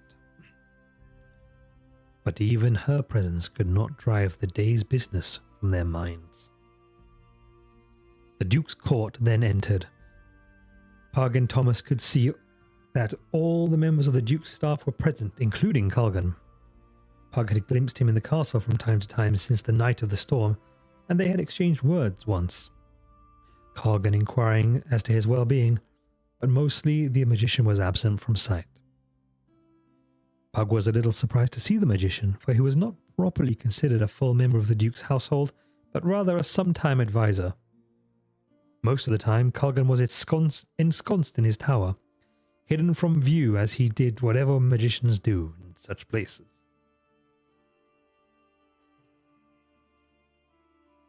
The magician was deep in conversation with Father Tully, a priest of Astalon the Builder and one of the Duke's oldest aides. Tully had been advisor of the Duke's father and had seemed old then. He now appeared ancient, at least to Pug's youthful perspective, but his eyes betrayed no sign of senility. Many a keep boy had been impaled upon the pointed gaze of those clear grey eyes.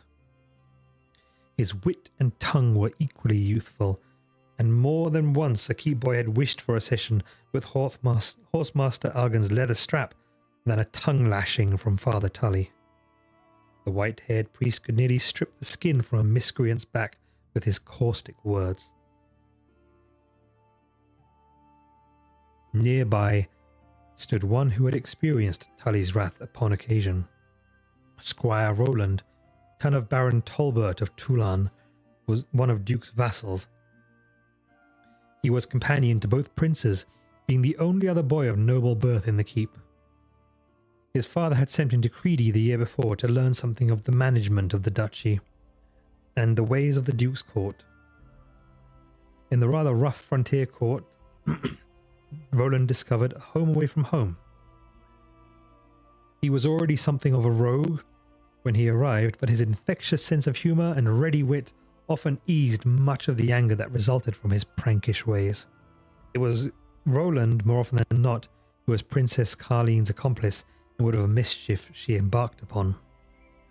With light brown hair and blue eyes, Roland stood tall for his age. He was a year older than the gathered boys, and had played often with them over the last year, as Liam and Arutha were frequently busy with court duties. Thomas and he had been boyish rivals at first, then fast friends, with Pug becoming his friend by default, because where Thomas was, Pug was certain to be nearby. Roland saw Pug fidgeting near the edge of the assembled boys, and gave him a slight nod and a wink. Pug grinned briefly, for while he was often the butt of Roland's jokes as any other, he still found himself liking the wild young squire. After all his court was in attendance, the Duke spoke. "Yesterday was the last day of the 11th year of the reign of our Lord King Roderick IV. Today is the festival of Banapis. The following day will find these boys gathered here counted among the men of Creedy, boys no longer but apprentices and freemen. At this time it is proper for me to inquire if any among you wishes to be released from service to the duchy. Are there any among you who so wish?" The question was formal in nature, and no response was expected, for few ever wished to leave Creedy. But one boy did step forward. The herald asked, "Who seeks a release of his service?" The boy looked down, clearly nervous. Clearing his throat, he said, "I am Robert, son of Hugon." Pug knew him, but not well. He was a netmender's son. That was the wrong voice for netmender. "I am Robert, son of Hugon." A netmender's son, a town boy, and they rarely mixed with keep boys. Pug had played with him upon a few occasions and had a sense of the lad. He was well regarded. It was a rare thing to refuse service, and Pug was curious as to hear the reasons. The Duke spoke kindly. "What is your purpose, Robert, son of Hugon?" "Your Grace, my father is unable to take me into his craft, and for my 4 brothers are well able to ascend to the craft as journeymen and masters after him, as are many other netmender's sons. My eldest brother is now married and has a son of his own, so my family no longer has room for me in the house. If I may not stay with my family and practice my father's craft, I beg your Grace's leave to take service as a sailor." The Duke considered the matter. Robert was not the first village boy to be called by the lure of the sea. "Have you found a master willing to take you into his company?" "Yes, your Grace. Captain Gregson, master of the ship Green Deep, from Margrave's Port, is willing." "I know this man," said the Duke. Smiling slightly, he said, "He's a good and fair man. I recommend you into his service and wish you well in your travels. You will be welcome at Creedy whenever you return with your ship. Robert bowed a little stiffly and left the courtyard, his part in the choosing done. Pug wondered at Robert's adventuresome choice. In less than a minute, the boy had renounced his ties with his family and home, and was now a citizen of a city he had never seen. It was custom that a sailor was considered to owe his loyalty to the city that was his ship's home port. Margrave's Port was one of the free cities of Natal on the Bitter Sea, and was now Robert's home. The Duke indicated that the herald should continue. The herald announced the first of the craftsmasters, sailmaker Holm, who called the names of 3 boys. All 3 took service, and none seemed displeased. The choosing went smoothly, as no boy refused service. Each boy went to stand next to his new master. As the afternoon wore on, and the number of boys diminished, Pug became more and more uncomfortable. Soon there were only 2 boys besides Pug and Thomas standing in the centre of the court. All the craftmasters had called their apprentices, and only 2 of the Duke's household staff beside the swordmaster have not been heard from. Pug studied the group on the top of the steps, his heart pounding with anxiety. The 2 princes regarded the boys, Liam with a friendly smile, Arutha brooding on some thought or another. The Princess Carleen was bored by the entire affair and took little pains to hide the fact, as she was whispering to Roland. This brought a disapproving look from Lady Marna, her governess. Horsemaster Algin came forth, his brown and gold tabard bearing a small horse head embroidered over his left breast. The horsemaster called the name of Rolf, son of Dick, and the stocky son of the Duke's stableman walked over to stand behind the master.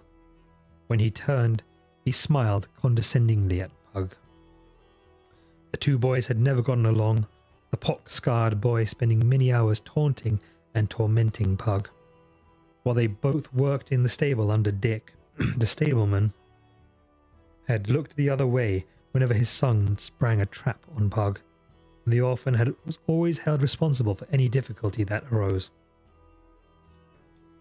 It had been a terrible period for Pug, and the boy had vowed to refuse service and face the prospect of working next to Rolf for the rest of his life.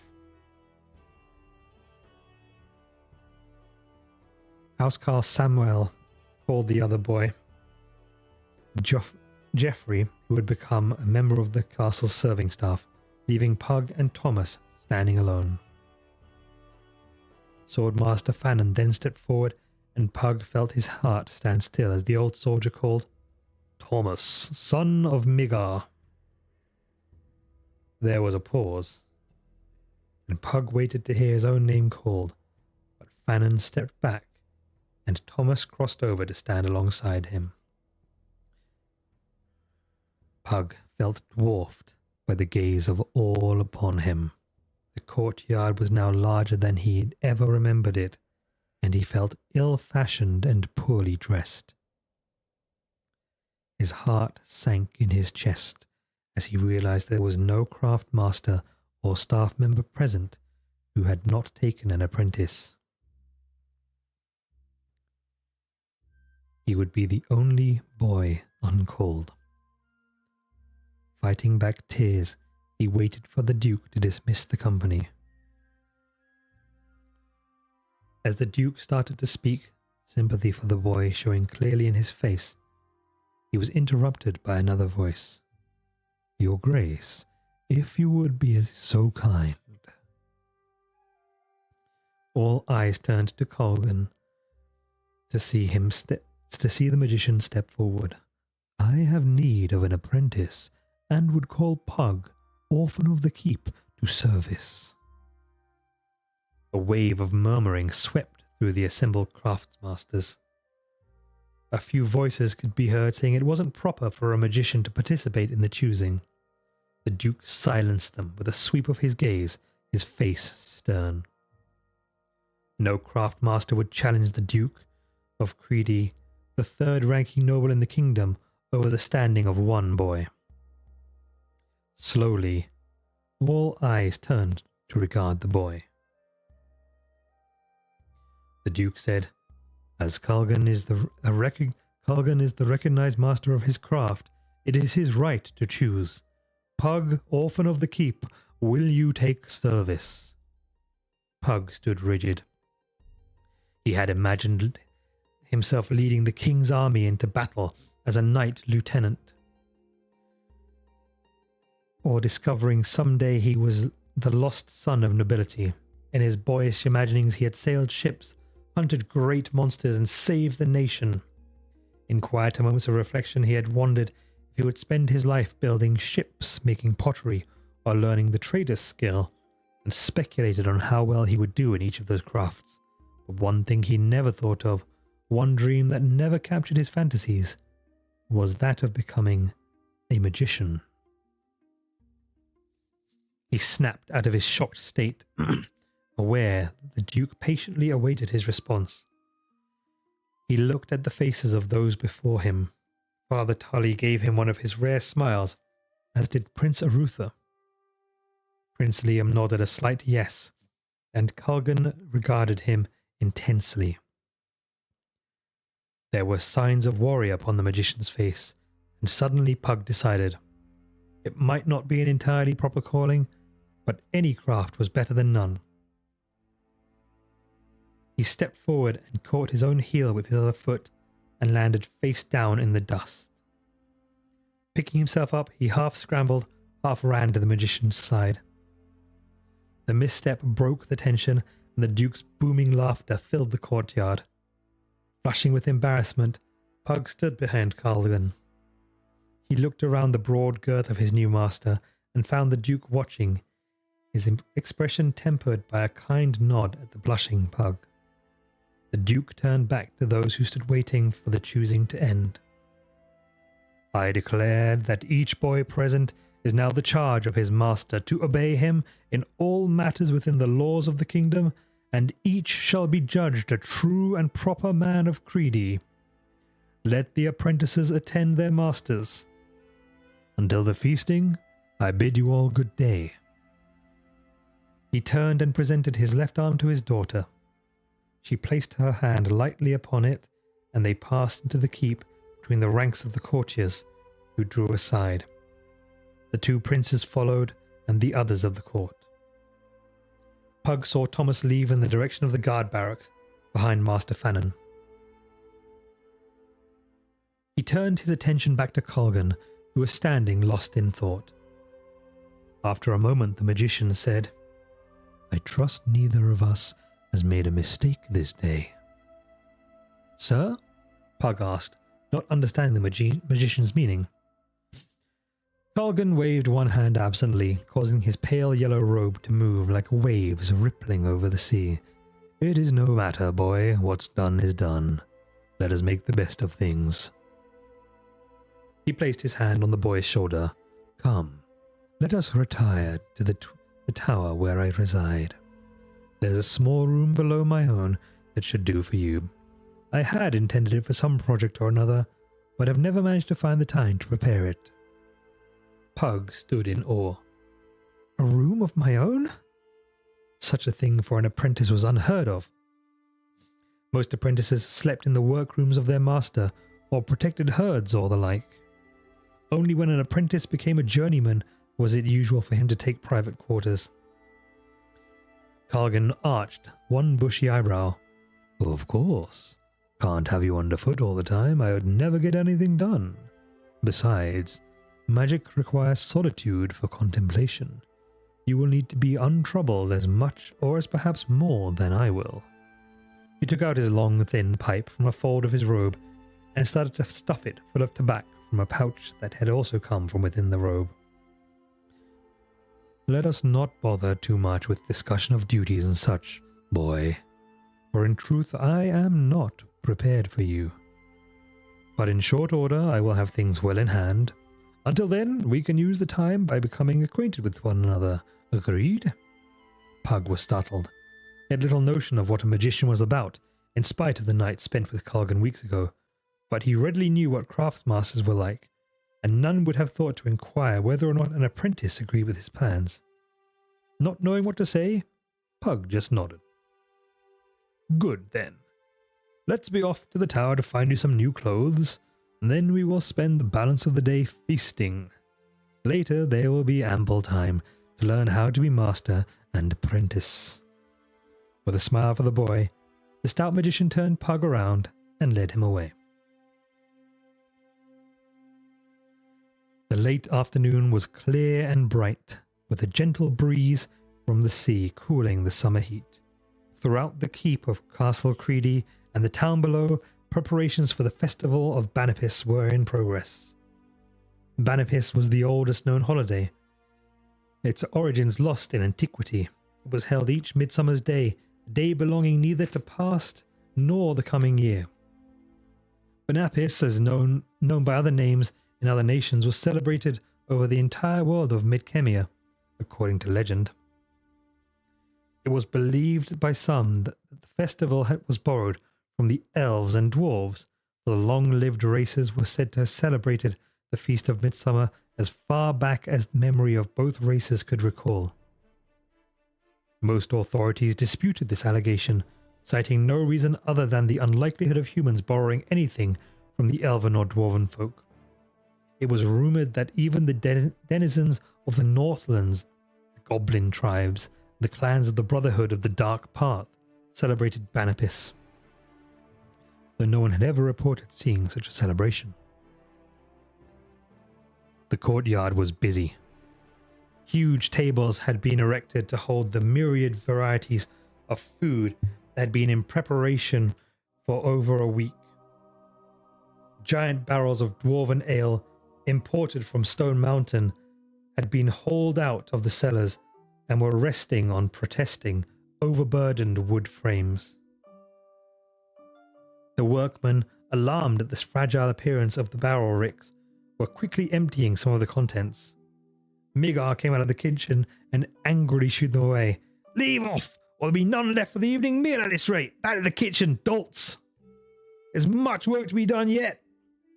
The workers went off, grumbling, and Migar filled the tankard to ensure the ale was at proper temperature.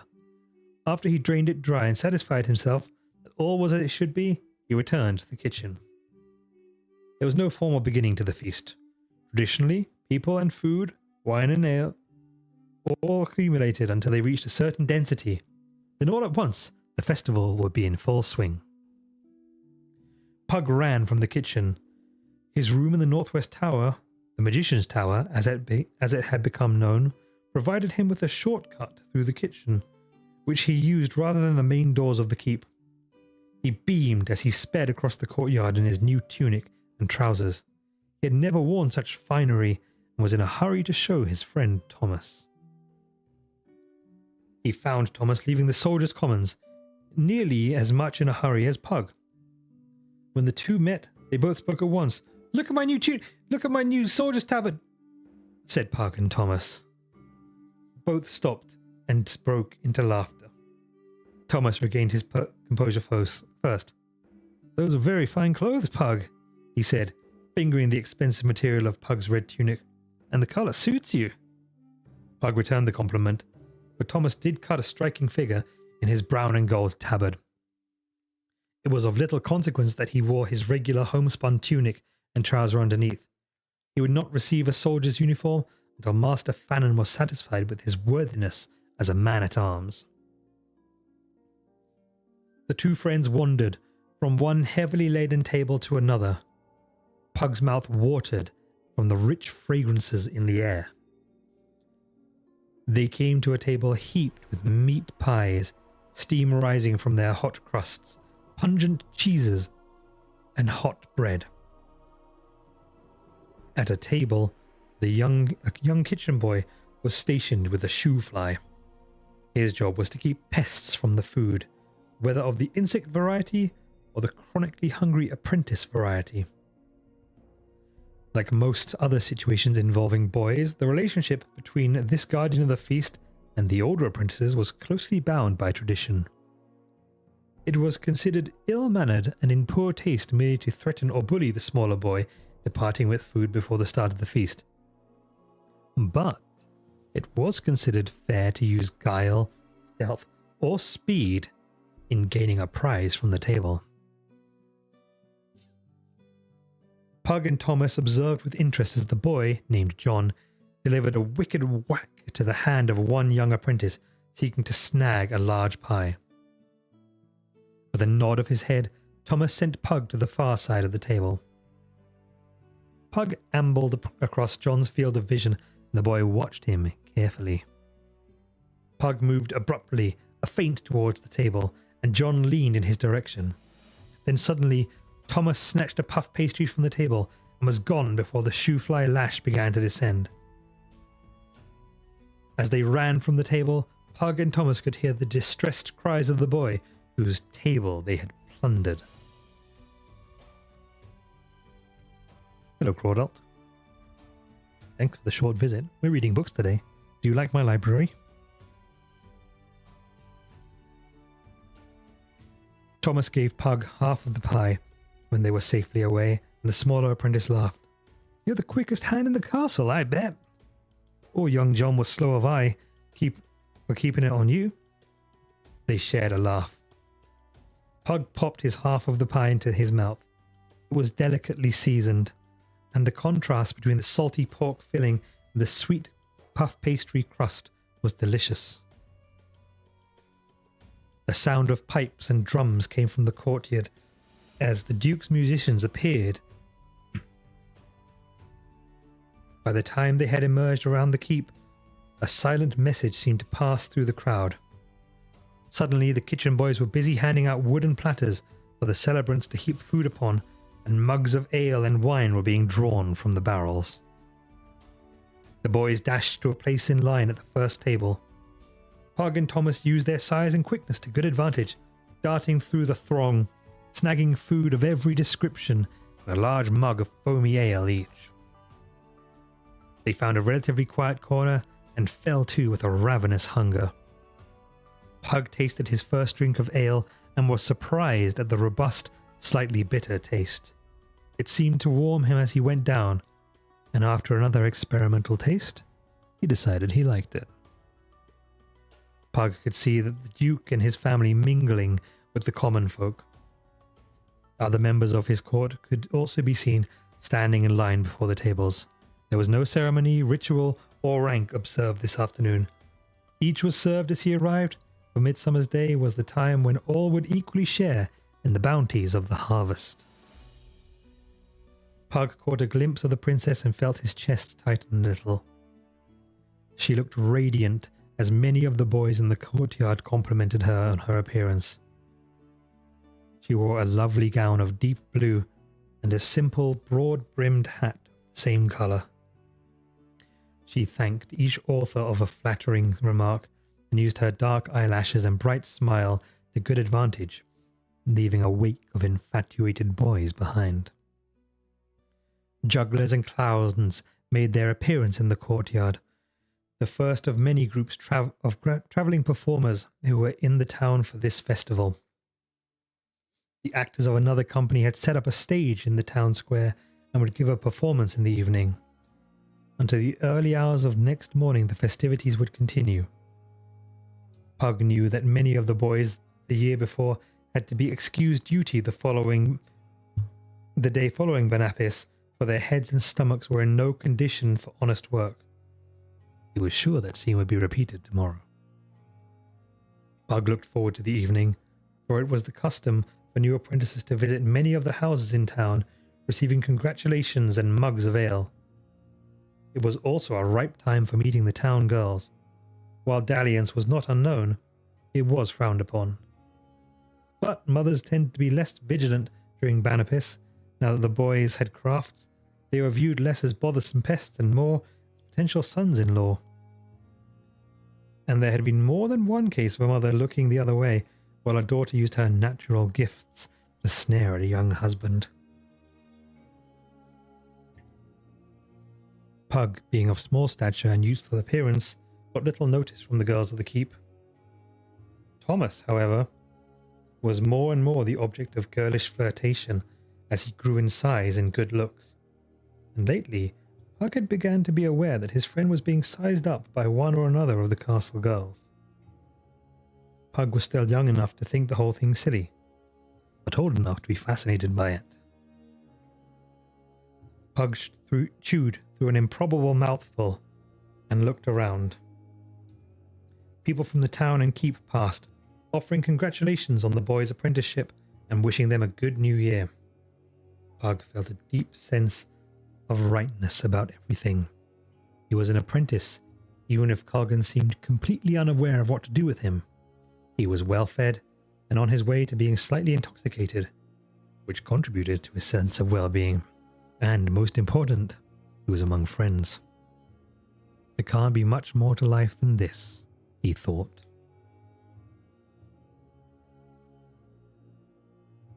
And that is the end of chapter 2. Chat, do we want to keep on going here with this? Are we enjoying this book so far?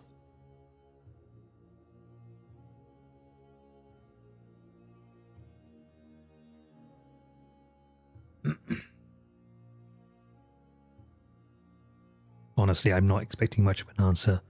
I fully expect these streams to be extremely lurky. So if I don't get a reply, I'm just going to keep going probably for another hour.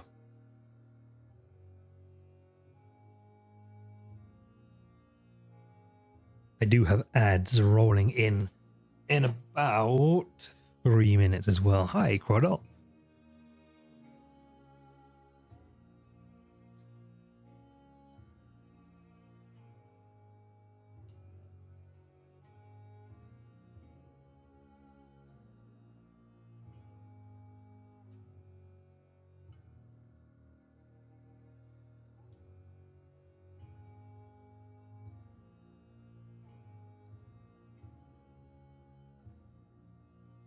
Monday is a busy day on the old Twitch.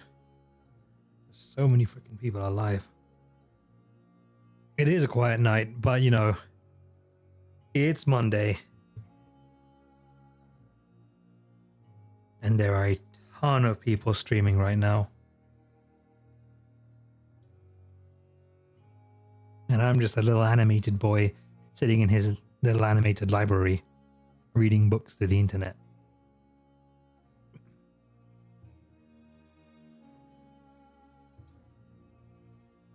You know what, I might switch back to the stories and writing category.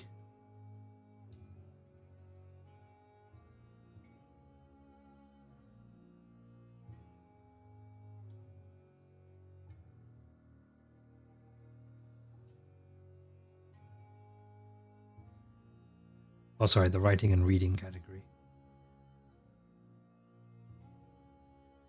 Yeah, let's do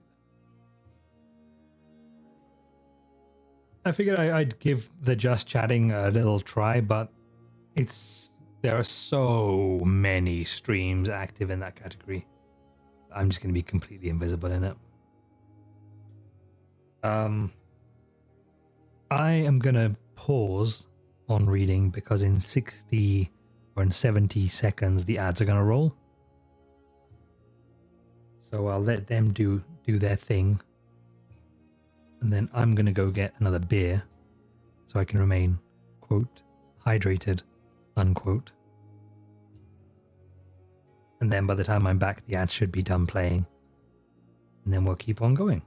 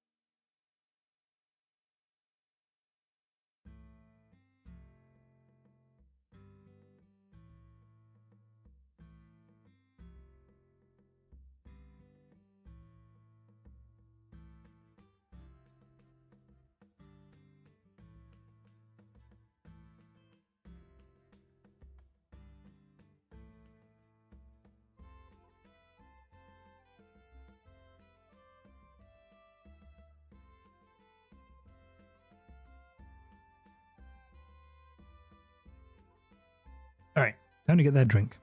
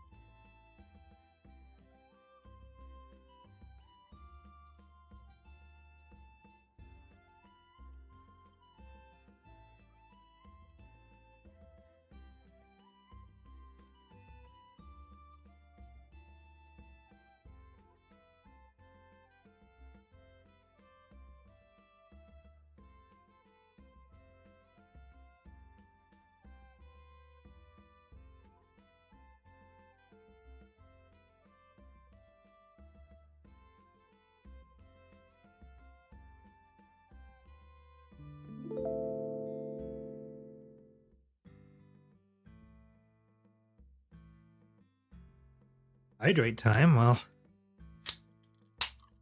if you say so.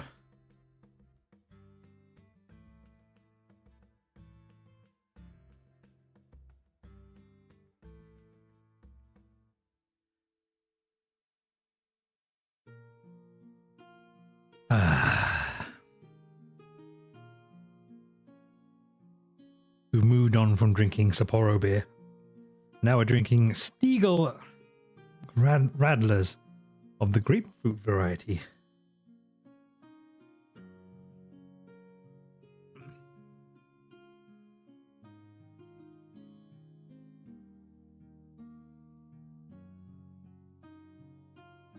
Which is a light, extra light beer with grapefruit.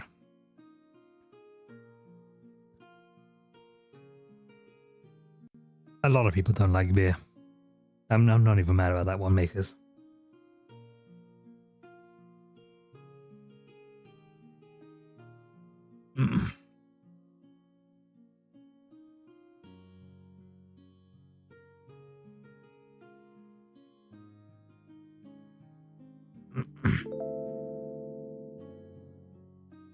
A stretch? Yeah, that'd be a good idea.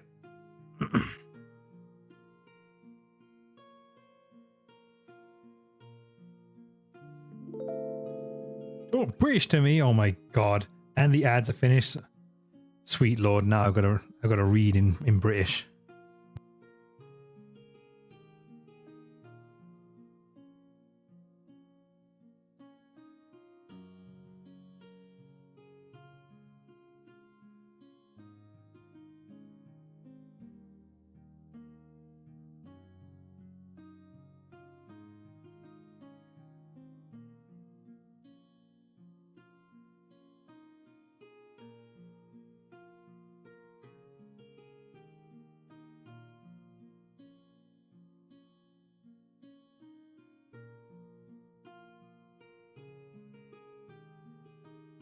Jesus. I turn my microphone off.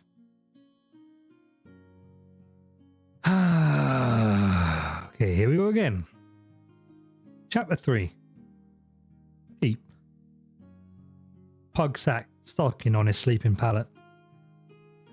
Bannister Firedrake pushed his head forward, inviting Pug to scratch him behind his eye ridges. Seeing that you get little satisfaction, the Drake made his way to the tower window, and with a snort of displeasure, complete with a small puff of black smoke, launched himself into flight.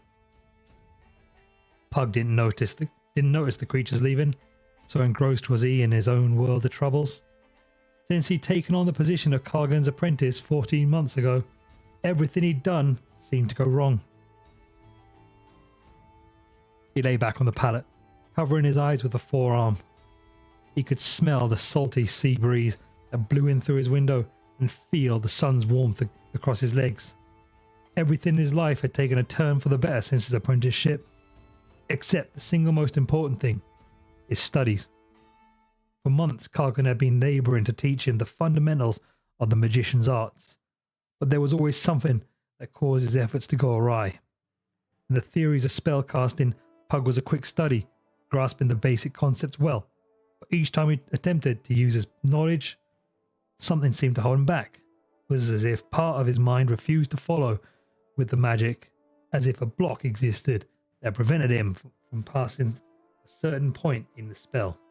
Each time he tried, he could feel himself approach the point, and like a rider of a bulky horse, couldn't seem to force himself over the hurdle. Kargan dismissed his worries, saying it would all sort itself out in time. The stout magician was always sympathetic with the boy, never reprimanding him for not doing better, for he knew the boy was trying. Pug was brought out of his reverie by someone opening the door. Looking up, he saw Father Tully entering, a large book under his arm. The cleric's white robes rustled as he closed the door. Pug sat up. Pug, it's time for your writing lesson. He stopped himself when he saw the downcast expression of the boy. What's the matter, lad? Pug had come to like the old priest at Astalon. He was a strict master, but a fair one. He would praise the boy for his success as often as scold him for his failures. He had a quick mind and a sense of humour that was open to questions, no matter how stupid Pug thought they might sound. Coming to his feet, Pug sighed. I don't know, Father. It's just that things don't seem to be going right. Everything I try, I manage to make a mess of. Pug, it can't be all black, The priest said, placing a hand on Pug's shoulders. Why don't you tell me what's troubling you, and we can practice writing some other time? He moved to a stool by the window and adjusted his robes around him as he sat. As he placed the large book at his feet, he studied the boy. Pug had grown over the last year, but he was still small. His shoulders were beginning to broaden a bit, and his face was showing the signs of the man he would someday be. He was a dejected figure in his homespun tunic and trousers, his mood as grey as the material he wore. His room, which was unusually neat and orderly, that's 5 minutes by the way, was a mess of scrolls and books, reflecting the disorder in his mind. Pug sat quietly for a moment, but when the priest said nothing, started to speak. Do you remember my telling you that Kargan was trying to teach me the 3 basic cantrips to calm the mind, so that working the spells could be practiced without stress? Well, the truth is that I mastered those exercises months ago. I can bring my mind to a state of calm in moments now. With little effort. But that is as far as it goes. After that, everything seems to fall apart. So, Englishman from England, what accent are you actually using? I'm using a Londoner accent. From London.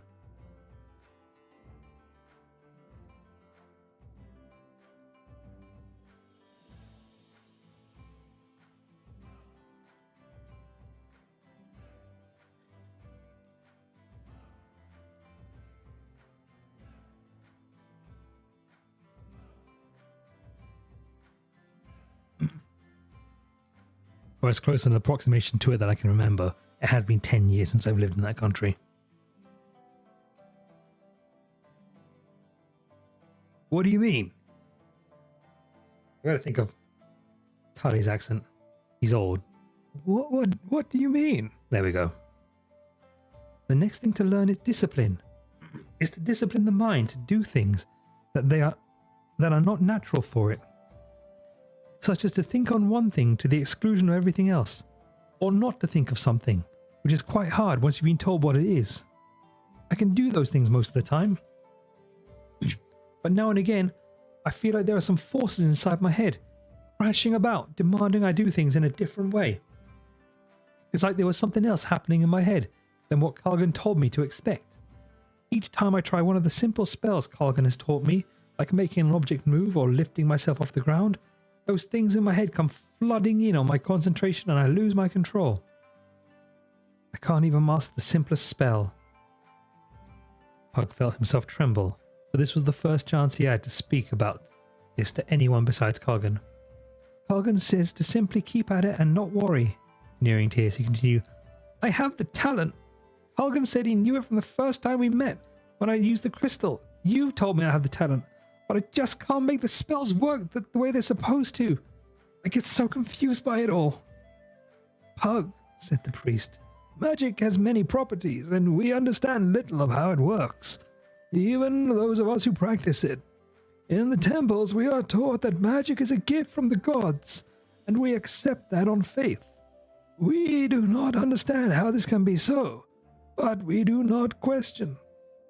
Each order has its own province of magic, with no two quite alike. I am capable of magic that those who follow their orders are not, but none can say why. Magicians deal in a different sort of magic, and their practices are very different from our practices in the temples. Much of what they do, we cannot. It is they who study the art of magic, seeking its nature and workings, but even they cannot explain how magic works. They only know how to work it, and pass that knowledge along to their students, as Cargan is doing with you. Trying to do with me, Father. I think he may have misjudged me. I think not, Pug. I have some knowledge of these things, and since you have become Cargan's pupil, I have felt the power growing in you. Perhaps you will come to it late, as others have, but I am sure you will find the proper path. Pug was not comforted. He didn't question the priest's wisdom or his opinion, but he did feel he could be mistaken. I hope you're right, Father. I just don't understand what's wrong with me. I think I know what's wrong. A voice came from the door. Startled, Pug and Father Tully turned to see Cargan standing in the doorway.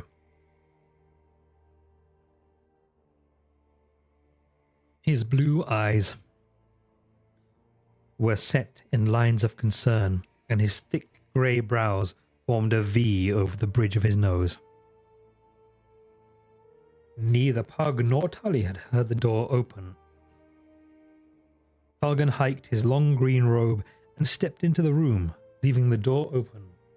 Come, Pug, said the magician with a small wave of his hand. Pug went over to the magician, who placed both hands on his shoulders. Boys who sit in their rooms day after day, worrying about why things don't work, make things not work. I am giving you the day for yourself.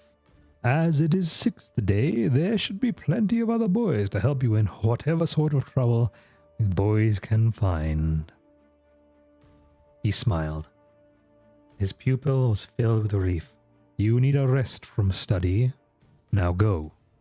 So saying, he fetched a playful cuff to the boy's head, sending him running down the stairs. Crossing over to the pallet, Cargan lowered his heavy frame to it and looked at the priest. Boys, said Cargan, shaking his head. You hold a festival, give them a badge of craft, and suddenly they expect to be men. But they're still boys, and no matter how hard they try, they still act like boys, not men. He took out his pipe and began filling it. Magicians are considered young and inexperienced at 30, but in all other crafts, 30 would mark a man, a journeyman, or master, most likely readying his own son for the choosing. He put a taper to the coals, still smouldering in Pug's firepot, and lit his pipe. Tully nodded. I understand, Cargan. The priesthood is also an old man's calling. At Pug's age, I still had 13 years of being an acolyte before me. The old priest leaned forward. Cargan, what of the boy's problem? The boy's right, you know. Cargan stared flatly. There is no explanation for why he cannot perform the skills I've tried to teach. The things he can do with scrolls and devices amaze me. The boy has such gifts for these things. I would have wagered that he has the makings of a magician of mighty arts. But this inability to use his inner powers... Do you think you can find a solution? I hope so. I would hate to have to release him from apprenticeship. It would go harder on him than had I never chosen him. His face showed his genuine concern. It is confusing, Tully. I think you will agree that he has the potential for great talent. As soon as I saw him use the crystal in my hut that night, I knew for the first time in years I might at last have found my apprentice. When no master chose him, I knew fate had set our paths to cross.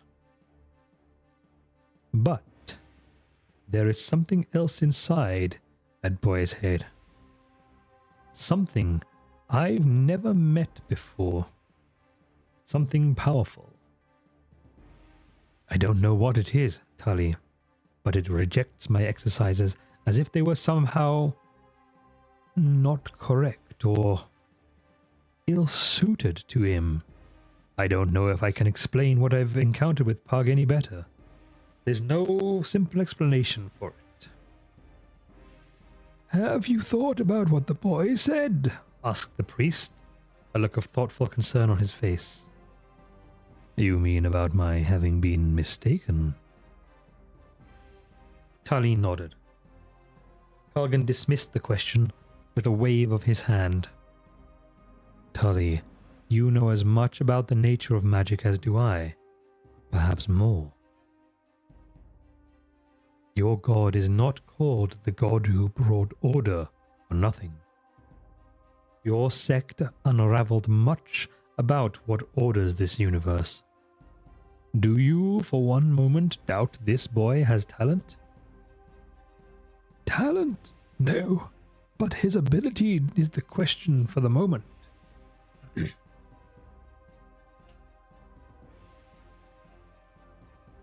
Tully sat... Oh. Well put, as usual. Well then, have you any ideas? Should we make a cleric out of the boy, perhaps? Tully sat back, a disapproving expression upon his face. You know the priesthood is a calling, Kalgan, he said stiffly. Put your back down, Tully. I was making a joke, he sighed. Still, if he hasn't the calling of a priest nor the knack of a magician's craft, what can we make of this natural ability of his? Tully pondered the question in silence a moment, then said, Have you thought of the lost art? Kalgan's eyes widened. That old legend? Tully nodded.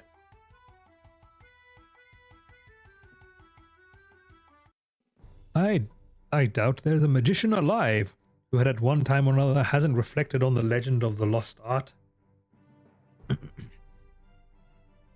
If it had existed, it would explain away many of the shortcomings of our craft. Then he fixed Tully with a narrowed eye, showing his disapproval. But legends are common enough. Turn up any rock on the beach and you'll find one. I prefer, for one, to look for real answers to our shortcomings, not blame them on ancient superstitions. Tully's expression became stern, and his tone scolding. We of the temple do not count it legend, Kalgan. It is considered part of the revealed truth taught to us by gods to the first men. Nettled by Tully's tone, Kalgan snapped. So was the notion that the world was flat until Roland Dirk, a magician, I'll remind you, sent his magic sight high enough to disclose the curvature of the horizon, clearly demonstrating the world to be a sphere. It was a fact known by almost every sailor and fisherman who'd ever seen a sail appear on the horizon before the rest of the ship since the beginning of time. His voice rose to a near shout.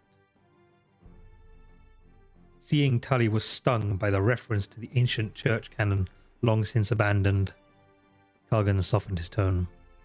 No disrespect to you, Tully, but don't try to teach an old thief to steal. I know your order chops logic with the best of them, and that half your brother clerics fall into laughing fits when they hear those deadly serious young acolytes debate theological issues set aside a century ago. Besides which, isn't the legend of the lost art an Eschapian dogma? Now it was Tully's turn to fix Culgan with a disapproving eye. With a tone of amused exasperation, he said, "Your education in religion is still lacking, Culgan, despite a somewhat unforgiving insight into the inner workings of my order." He smiled a little. "You might be right about the moot gospel courts, though. Most of us find them so amusing because we remember how painfully grim we were about them when we were acolytes." Turning serious, he said, "But I am serious when I say your education is lacking. The Eschapians have some strange beliefs, it's true, and they are an insular group, but they are also the oldest known order known,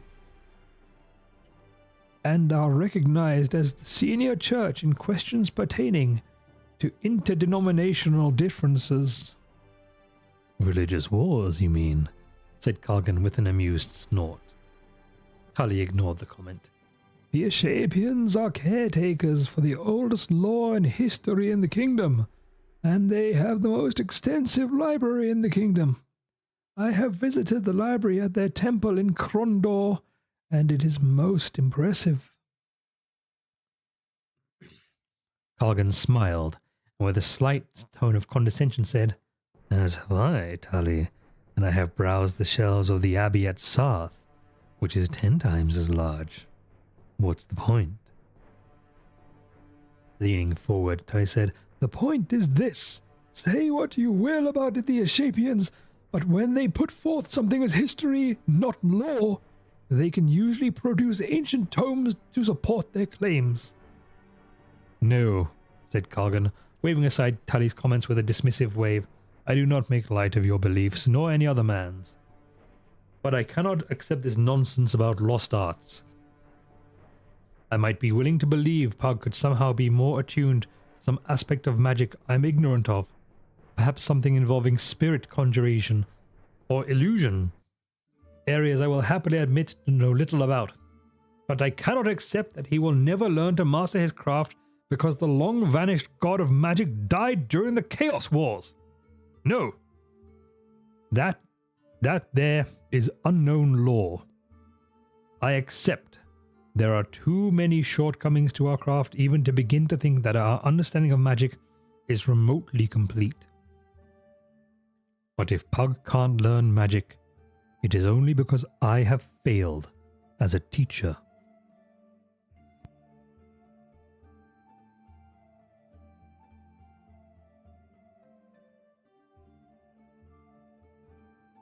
Tully now glared at Culgan, suddenly aware that the magician was not pondering Pug's possible shortcomings, but his own. "Now you are being foolish. You are a gifted man, and were I to have been the one to discover Pug's talent, I could not imagine a better teacher to place him with than yourself.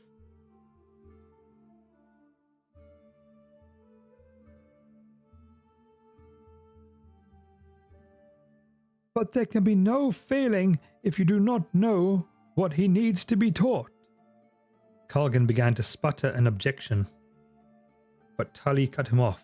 "No, let me continue. What we lack is understanding. You seem to forget that there have been others like Pug. Wild talents who could not master their gifts, and others who failed as priests and magicians." Culgan puffed on his pipe, his brow knitted in concentration. Suddenly, he began to chuckle, then laugh. Tully looked sharply at the magician. Tully waved offhandedly with his pipe. "I was just struck by the thought that should a swineherd fail to teach his son the family calling, he could blame it upon the demise of the gods of pigs.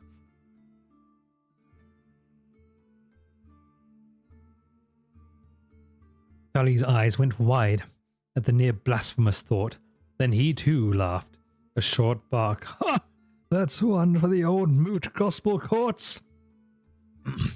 Both men laughed, a long, tension-releasing laugh at that. Tully sighed and stood up. Still, do not close your mind entirely to what I have said, Colgan. It may be Pug is one of those wild talents, and you may have to reconcile yourself for letting him go. Colgan shook his head sadly at the thought. I refuse to believe there is any simple explanation for those other failures, Tully, or for Pug's difficulties as well. The fault was in each man or woman, not in the nature of the universe. I have often felt where we fail to reach Pug in an understanding how to reach him. I've often felt where we fail with Pug is in understanding how to reach him. Perhaps I would be well advised to seek another master for him, place him with one better able to harness his abilities. Tully sighed. I have spoken my mind of this question, Colgan. Other than what I've said, I cannot advise you. Still, as they say, a poor master is better than no master at all. Existential Snake Raid coming in from Myco Psycho and Kintron Valdrige. I hope I pronounced that correctly. Welcome in, folks. We're streaming Ultima Underworld, the Stygian Abyss. What is a Stygian anyway?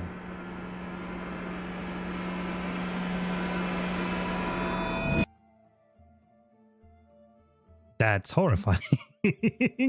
Nice. Micah, how was your stream? And Kintron, welcome in, both of you. Thanks for the raid. How did you find me? I'd love to get to know you both.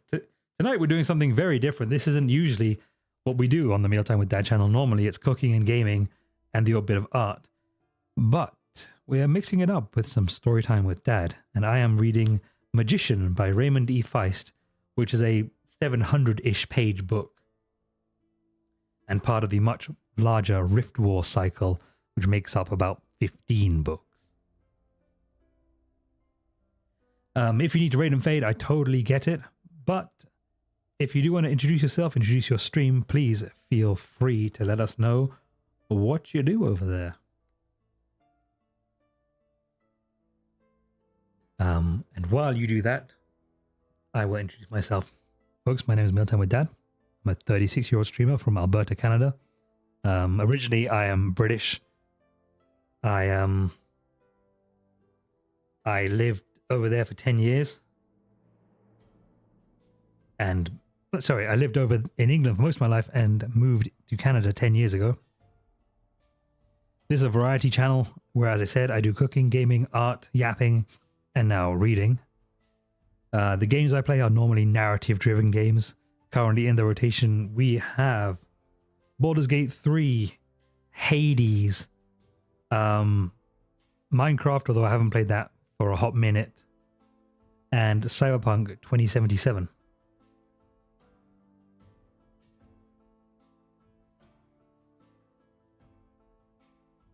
You think I was on Nefterat's The Lawkeeper's list of reading streams? I've never met that person, and this is the first reading stream I have ever done on Twitch. So if I've somehow made it onto a list, that's amazing. And appreciated hugely.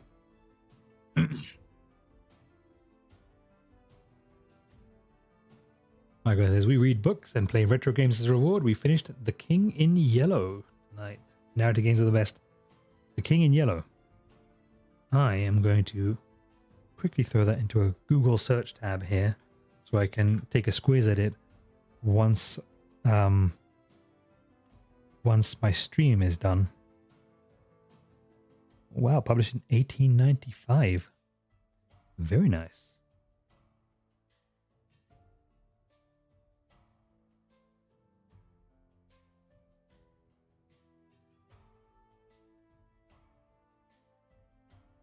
Well, folks, if you guys are active, my little luckies, please throw our new friend, Myco Psycho, a little follow. I'm going to do that right now.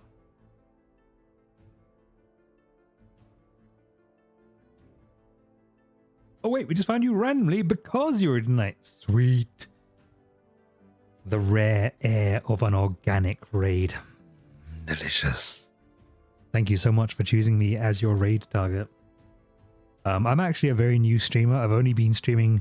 This is my 5th month streaming on Twitch.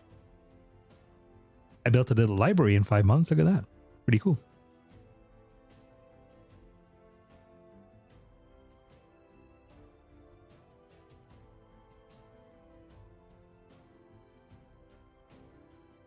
But yeah, we keep it cozy. If you like accents, food, games, humor that ranges from tongue-in-cheek to just overtly sexual, that's what you're going to find here. I try to keep it very positive in terms of being positive with regard to mental health, encouraging people to be very, very true to themselves. I don't want anyone to feel like they have to censor themselves in my chat. I want to get the real version of people, not the version that they think I want to see or that the internet wants to see. I think that's a horrible way to go about life. And I know from personal experience because I did it for like 20 fucking years. By the time I was done with it and became a big boy, I was like, I don't know who I am anymore. So, yeah.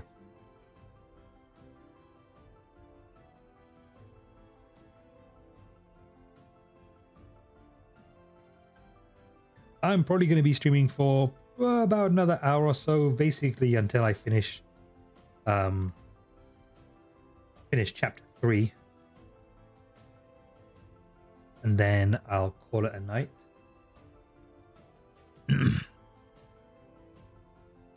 And thank you for the welcome. I appreciate that. We've done pretty well for ourselves. We became an affiliate in like 19 days after our first stream. And it's just been slow and steady growth from there. I've met a lot of wonderful people. I started streaming at a very, very low point in my life. And it really, really helped me out of it.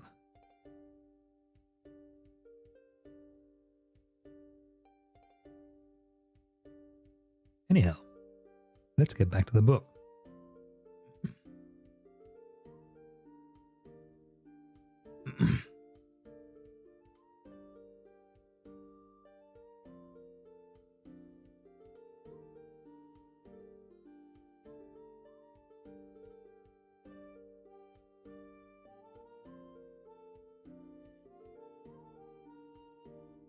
Ali sighed. I have spoken my mind of this question, Colgan. Other than what I've said, I cannot advise you. Still, as they say, a poor master's better than no master at all.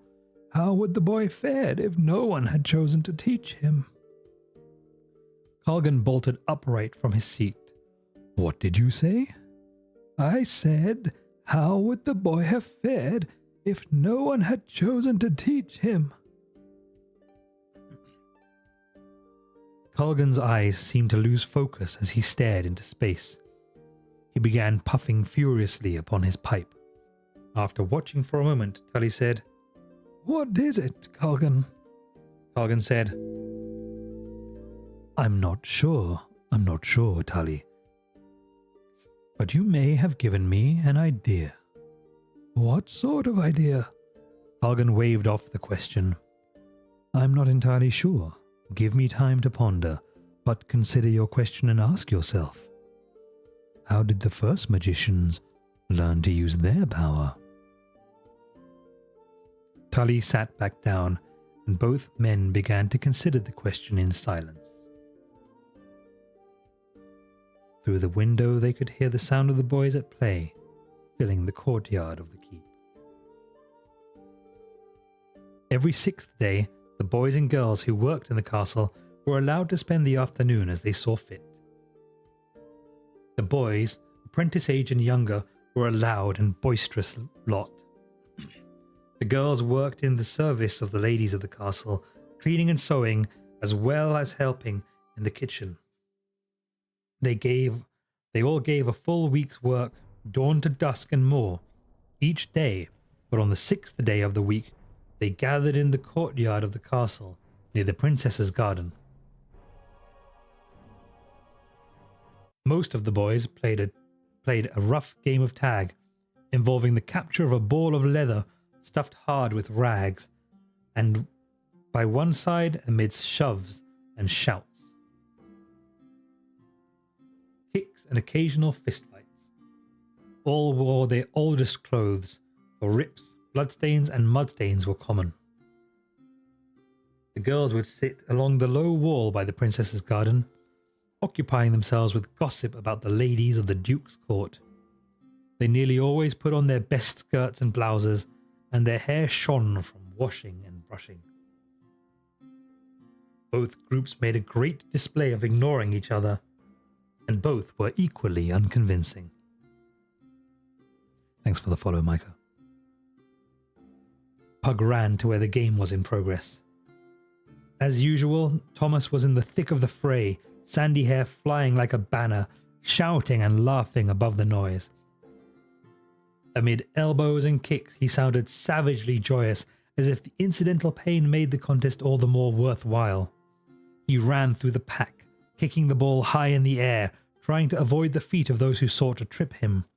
No one was quite sure how the game had come into existence or exactly what the rules were, but the boys played with battlefield intensity as their fathers had years before. Pug ran onto the field and placed a foot before Rolf, just as he was about to hit Thomas from behind. Rolf went down in a tangle of bodies, and Thomas broke free. He ran towards the goal and, dropping the ball in front of himself, kicked it into a large overturned barrel, scoring for his side. While other boys yelled in celebration, Rolf leapt to his feet and pushed aside another boy to place himself directly in front of Pug. Glaring out from under thick brows, he spat at Pug. "Try that again, and I'll break your legs, sand squirt." The sand squint was a bird of notoriously foul habits, not the least of which was leaving eggs in other birds' nests so that its offspring were raised by other birds. Pug was not about to let any insult of Rolf's pass unchallenged. With the frustrations of the last few months only a little below the surface, Pug was feeling particularly thin-skinned this day. With a leap, he flew at Rolf's head, throwing his left arm around the stockier boy's neck. He drove his right fist into Rolf's face and could feel Rolf's nose squash under the first blow. Quickly, both boys were rolling on the ground. Rolf's greater weight began to tell, and soon he sat astride Pug's chest, driving his fat fists into the smaller boy's face. Thomas stood by helpless, for as much as he wanted to aid his friend, the boy's code of honor was as strict and inviolate as any noble's. Should he intervene on his friend's behalf, Pug would never live down the shame. Thomas jumped up and down, urging Pug on, grimacing each time Pug was struck as if he felt the blows himself. Pug tried to squirm out from under the larger boy, causing many of his blows to slip by, striking dirt instead of Pug's face. Enough of them were hitting the mark, however, so that Pug soon began to feel a queer detachment from the whole procedure. He thought it strange that everybody sounded so far away, and that Rolf's blows seemed not to hurt. His vision was beginning to fill with red and yellow colours when he felt the weight lifted from his chest. After a brief moment, things came into focus, and Pug saw Prince Arutha standing over him, his hand firmly grasping Rolf's collar. While not as powerful a figure as his brother or father, the prince was still able to hold Rolf high enough so that the stable boy's toes barely touched the ground. The prince smiled, but without humour. "I think the boy's had enough," he said quietly, his eyes glaring. "Don't you agree?" His cold tone made it clear that he wasn't asking for an opinion. Blood still ran down Rolf's face from Pug's initial blow as he choked out a sound that the prince took to mean agreement. Arutha let go of Rolf's collar, and the stable boy fell backward to the laughter of the onlookers. The prince reached down and helped Pug to his feet. Holding the wobbly boy steady, Arutha said, "I admire your courage, youngster, but we can't have the wits beaten out of the duchy's finest young magician, can we?" His tone was only slightly mocking, and Pug was too numb to do more than stand and stare at the younger son of the duke. The prince gave him a slight smile and handed him over to Thomas, who had come up next to Pug, a wet cloth in hand. Pug came out of his fog as Thomas scrubbed his face with the cloth, and felt even worse when he saw the princess and Roland standing only a few feet away as Prince Arutha returned to their side.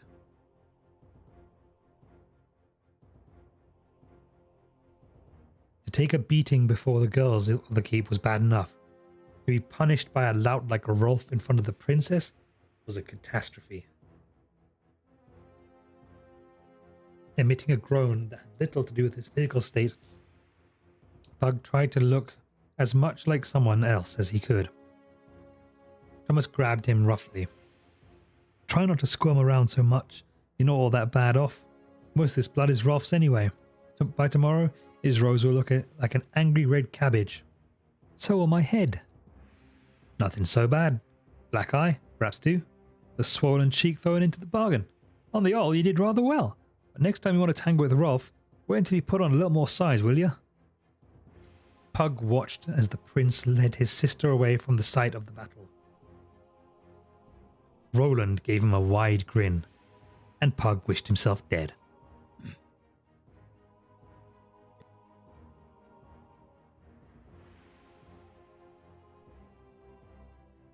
Pug and Thomas walked out of the kitchen, dinner plates in hand.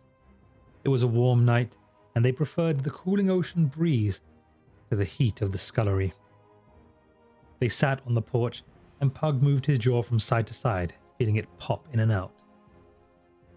He experimented with the bite of lamb and put his plate to one side.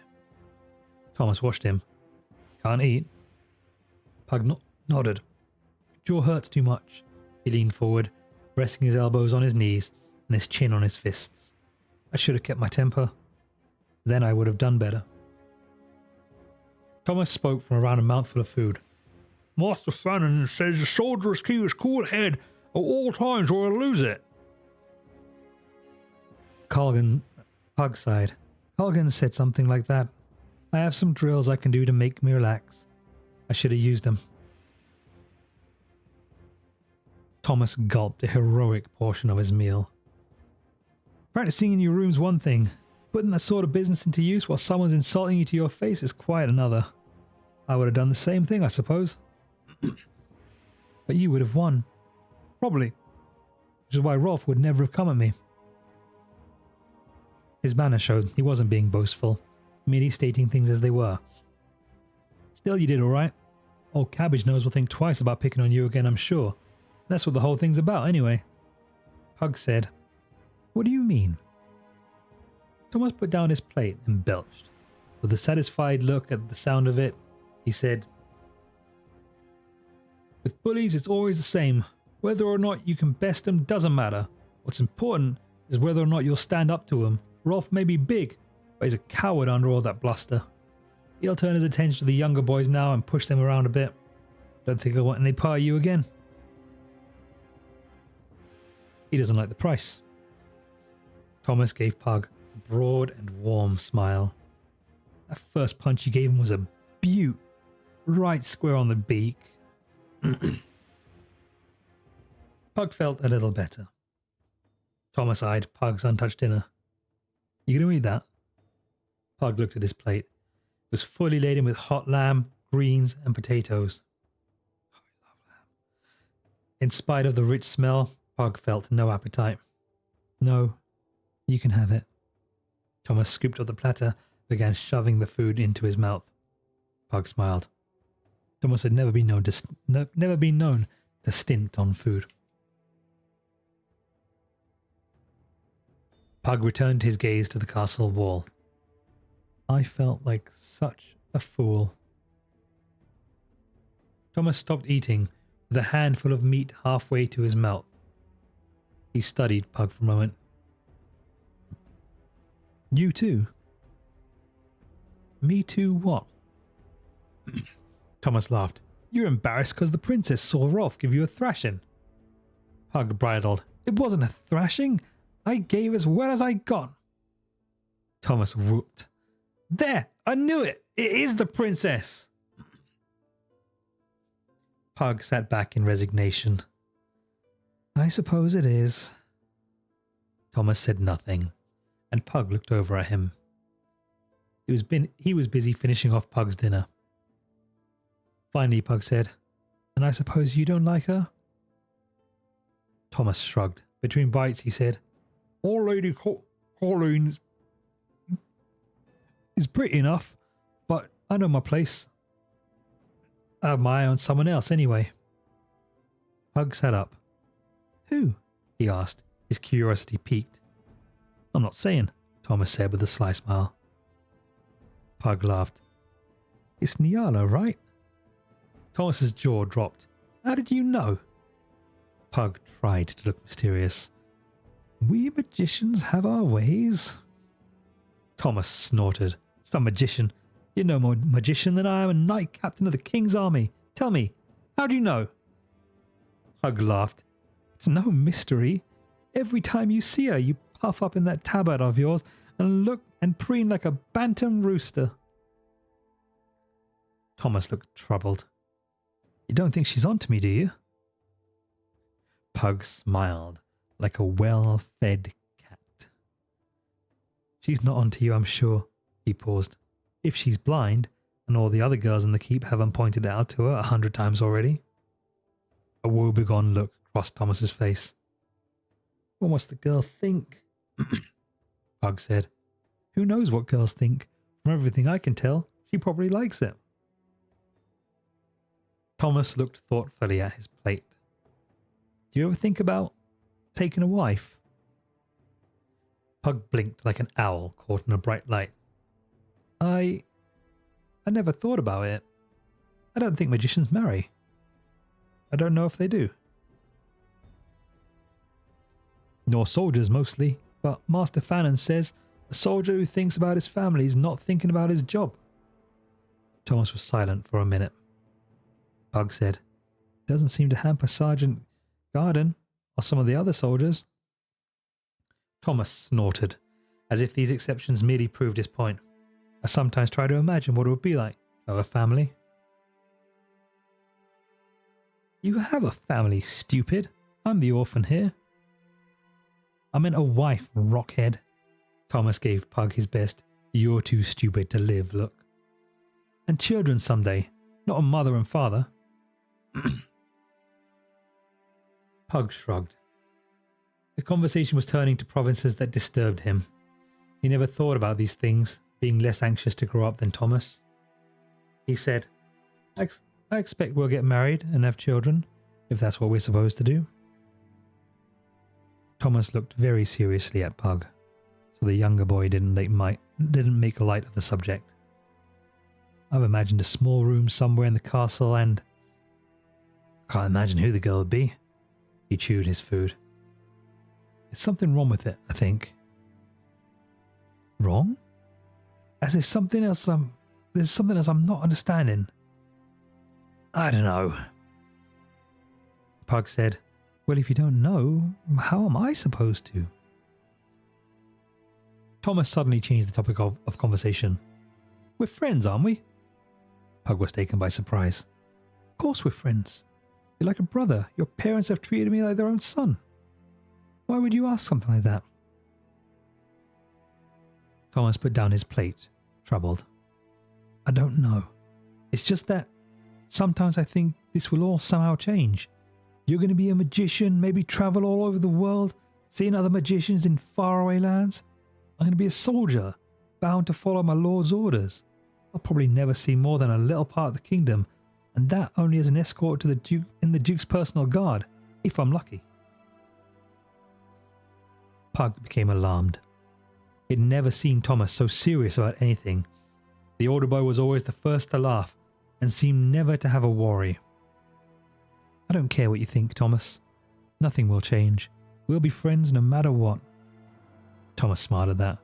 I hope you're right.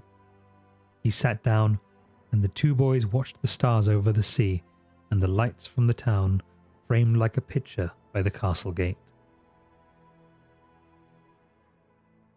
Pug tried to wash his face the next morning, but found the task too arduous to complete. His left eye was swollen completely shut, his right only half open. Great bluish lumps decorated his visage, and his jaw popped when he moved it from side to side. Phantus lay on Pug's pallet, red eyes gleaming as the morning sun poured in through the tower window. The door to the boys' room swung open, and Culgan stepped through, his stout frame covered in a green robe. Pausing to regard the boy for a moment, he sat on the pallet and scratched the drake behind the eye ridges, bringing a pleased rumble from deep within Phantus's throat. I see you didn't spend yesterday sitting about idly, he said. I had a bit of trouble, sir. Well, fighting is the province of boys, as well as grown men. I trust that the other boy looks at least as bad. It would be a shame to have had none of the pleasure of giving as well as receiving.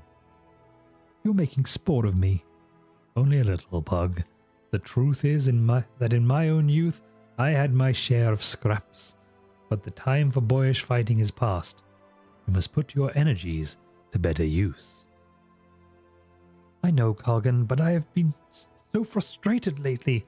When that clod Rolf said something about my being an orphan, all the anger came boiling up out of me.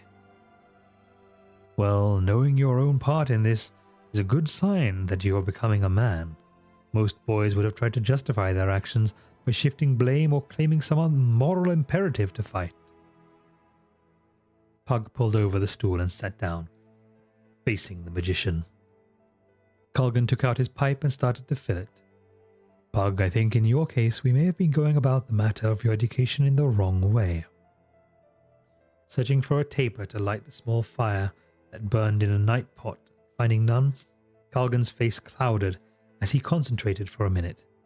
Then a small flame erupted from the index finger of his right hand. Applying it to the pipe, he soon had the room half filled with great clouds of white smoke. The flame disappeared with a wave of his hand. A handy skill, if you like the pipe. I'd give anything to even do that much, Pug said in disgust. As I was saying, I think that we may have been going about this in the wrong way. Perhaps we should consider a different approach to your education. What do you mean? Pug, when the first magicians long ago had no teachers in the arts of magic, they evolved the skills that we've learned today. Some of the old skills, such as smelling the changes in weather, or the ability to find water with a stick, go back to our earliest callings. I have been thinking that for a time I am going to leave you to your own devices. Study what you want in the books that I have. Keep up with your other work, learning the scribe's art from Tully, but I will not trouble you with any lessons for a while. I will, of course, answer any question you have, but I think for the time being, you need to sort yourself out. Crestfallen, Pug asked, Am I beyond help? Culgan smiled reassuringly. Not in the least. There have been cases of magicians having slow starts before. Your apprenticeship is for 9 more years, remember. Don't be put off by the failures of the last few months. By the way, would you care to learn to ride? Pug's mood did a complete turnabout and he cried, Oh, yes! May I? The Duke has decided that he would like a boy to ride with the princess from time to time. His sons have many duties now that they are grown, and he feels that you would be a good choice for when they are too busy to accompany her. Pug's head was spinning. Not only was he to learn to ride, a skill limited to the nobility for the most part, but to be in the company of the princess as well. When do I start? This very day. Morning chapel is almost done. Being first day, those inclined went to devotions either in the keep's chapel or in the small temple down in the town. The rest of the day was given to light work, only that needed to put food on the duke's table. The boys and girls might get an extra half day on 6th day, but their elders rested only on 1st day. Go to Horsemaster Algernon. He has been instructed by the duke and will begin your lessons now. Without a further word, Pug leapt up and sped for the stables.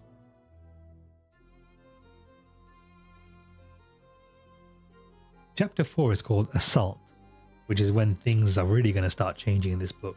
But we will leave that for the next story time with Dad.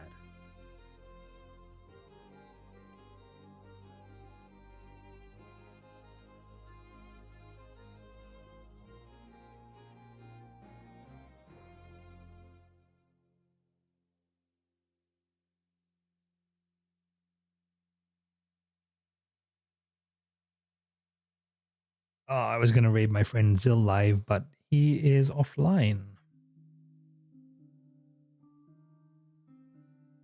Unfortunate.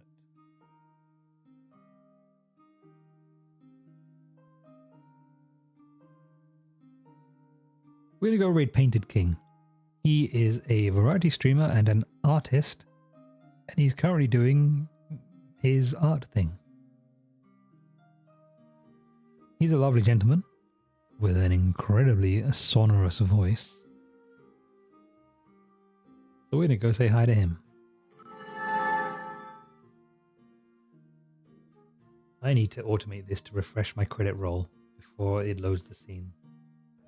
Thank you for the new follows from Micropsycho and Anarok, and for Micropsycho for the raid.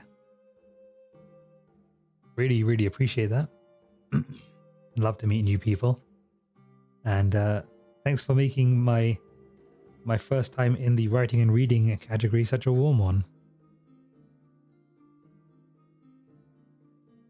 Now, as is becoming the new tradition here, I need to write a little limerick.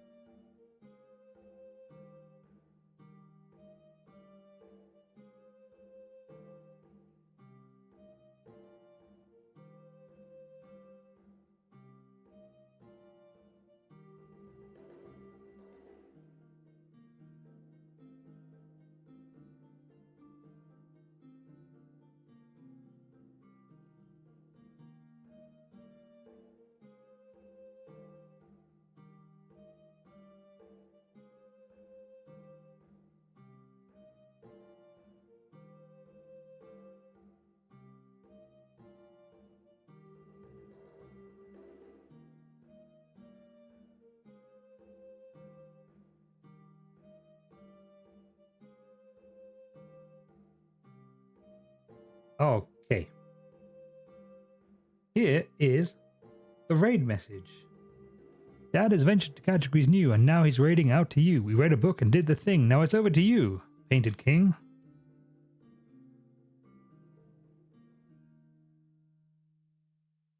Folks, I am not scheduled to stream tomorrow, but we might do some more story time with Dad if there is demand for it. We shall see. Let me know in my Discord, !Discord, to get to that. But for now, thank you all so much for hanging out with me for the last 3 hours and for choosing me to be at least part of your entertainment for the night. As always, I appreciate every single one of you, and you should all be proud of yourselves because I'm proud of you. Hope you all have a wonderful evening. Take care, and I'll see you sometime.